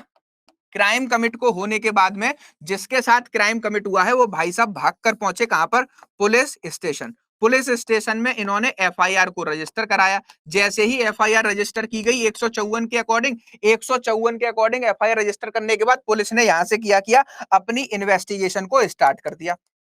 इन्वेस्टिगेशन में जब तक हमारे 173 के अकॉर्डिंग पुलिस रिपोर्ट सबमिट नहीं हुई, फाइनल रिपोर्ट सबमिट नहीं हुई, क्लोजर रिपोर्ट सबमिट नहीं हुई। ठीक, अब ये चीजें आईपीसी सीआरपीसी पढ़ाऊंगा तब बताऊंगा। ठीक है, तो आपको क्या देखने को मिलेगा, यहां पर आपको देखने को मिलेगा कि जो है क्या, आपको सिंपल बेसिक कि जैसे ही आपका क्या हुआ, यहां पर एफआईआर के बाद जब तक फाइनल रिपोर्ट सबमिट नहीं हुई तो ये स्टेज क्या कहलाएगी, ये स्टेज इन्वेस्टिगेशन स्टेज कहलाएगी। ठीक, इन्वेस्टिगेशन कहलाएगी। इन्वेस्टिगेशन स्टेज जैसे ही पुलिस क्या करेगी, अपनी फाइनल रिपोर्ट को सबमिट कर देगी, और फाइनल रिपोर्ट के बेसिस पर जुडिशियल मजिस्ट्रेट साहब क्या करेंगे, जुडिशियल माइंड को अप्लाई करना स्टार्ट कर देंगे, खुद से इंक्वायरी करना स्टार्ट कर देंगे। वो सारी चीजें किस में आएंगी, वो सारी चीजें इंक्वायरी में आएंगी। और ये इंक्वायरी कब तक चलेगी, जब तक मजिस्ट्रेट साहब अपना माइंड अप्लाई करके ये नहीं देख लेते कि किसी भी एक्यूज्ड के जो भी एफआईआर की फाइनल कॉपी सबमिट हुई है उसमें जो है आपको क्या, चार्जशीट, उसके बेसिस पर कोई भी चार्जेस लगाए जा सकते हैं। तो जैसे ही चार्ज फ्रेमिंग की जाती है किसके अकॉर्डिंग, मजिस्ट्रेट साहब के द्वारा चार्ज फ्रेम किए जाते हैं, यहीं से ट्रायल का प्रोसीजर शुरू हो जाता है जो कि जजमेंट तक चलता है। तो ये क्या हो गया, ये ट्रायल का प्रोसीजर हो गया। तो अब यहां पर क्या बताया जा रहा है, एक एक्यूज्ड ने क्राइम कमिट किया, उसको किस तरीके से जो है क्या, किस तरीके से लास्ट तक पनिशमेंट दी जाएगी, या उसको जो है उसका क्रिमिनल ट्रायल चलेगा या सिविल ट्रायल चलेगा। तो वो सारी चीजें क्या कहलाएंगी, वो सारी चीजें जो है क्या कहलाएंगी, वो सारी चीजें हमारे प्रोसीजरल लॉ के अंदर आती हैं। Is it clear? इस तरीके से हम प्रोसीजरल लॉ को देखते हैं। तो ये सारे चीजें जहां पर हमको प्रोसीजर बताया जाता है, वो सारी चीजें क्या होती हैं, वो सारे लॉज हमारे प्रोसीजरल लॉ होते हैं। But Indian penal code is a substantive law. क्यों? क्योंकि यहां पे हमको सब्सटेंस ऑफ एलिमेंट्स और ऑफेंस के बारे में बताया गया है। क्लियर? इस वजह से आईपीसी को सब्सटेंटिव लॉ बोला जाता है और आईपीसी को रेड विथ किया जाता है सीआरपीसी के साथ। क्यों? क्योंकि आईपीसी का जो प्रोसीजर है वो हमारा क्या है, वो पूरी तरीके से कहां का है, वो हमारा किसी भी क्रिमिनल को पनिश करने की बात सीआरपीसी में कही गई। ठीक, तो अब इंडियन पीनल कोड के बारे में याद रखना कि IPC is a substantive law. That is the correct answer of this question. Moving ahead, next question पर आते हैं। नेक्स्ट क्वेश्चन था हमारा कि हमें कौन कौन से टॉपिक जो है इंडियन पीनल कोड में पढ़ने चाहिए। इसका एक ही जवाब है, 511 सेक्शन, और ये टोटल 511 सेक्शन आईपीसी के आपको पढ़ने हैं। एग्जाम का बार जो है रेस करता जा रहा है, और जैसे जैसे एग्जाम हम देख रहे हैं दिन पे दिन बढ़ते जा रहे हैं, वैसे वैसे ही हमको कोई भी सेक्शन छोड़ना नहीं है। ड्राई एरिया से भी बहुत ज्यादा क्वेश्चन पूछे जाते हैं। Is it okay? अब आपको डिस्क्रिप्शन बॉक्स में, चैट बॉक्स में एक चैट लिंक दिख रहा होगा। उस चैट लिंक पर अगर आप क्लिक करेंगे तो आप क्या, डायरेक्टली मेरे पास आ जाएंगे और मेरे से आप कोई भी सारी चीजें पूछ सकते हैं। ये थी आज की इंडियन पीनल कोड के हिस्टोरिकल बैकग्राउंड से लेके थोड़ा सा मैंने आईपीसी का इंट्रोडक्शन आपको दिया है, और हमने आज की क्लास में ये सारी चीजें क्या की हैं, डिटेल में डिस्कस की हैं। आई होप आपको क्लास पसंद आई होगी। Thank you for watching.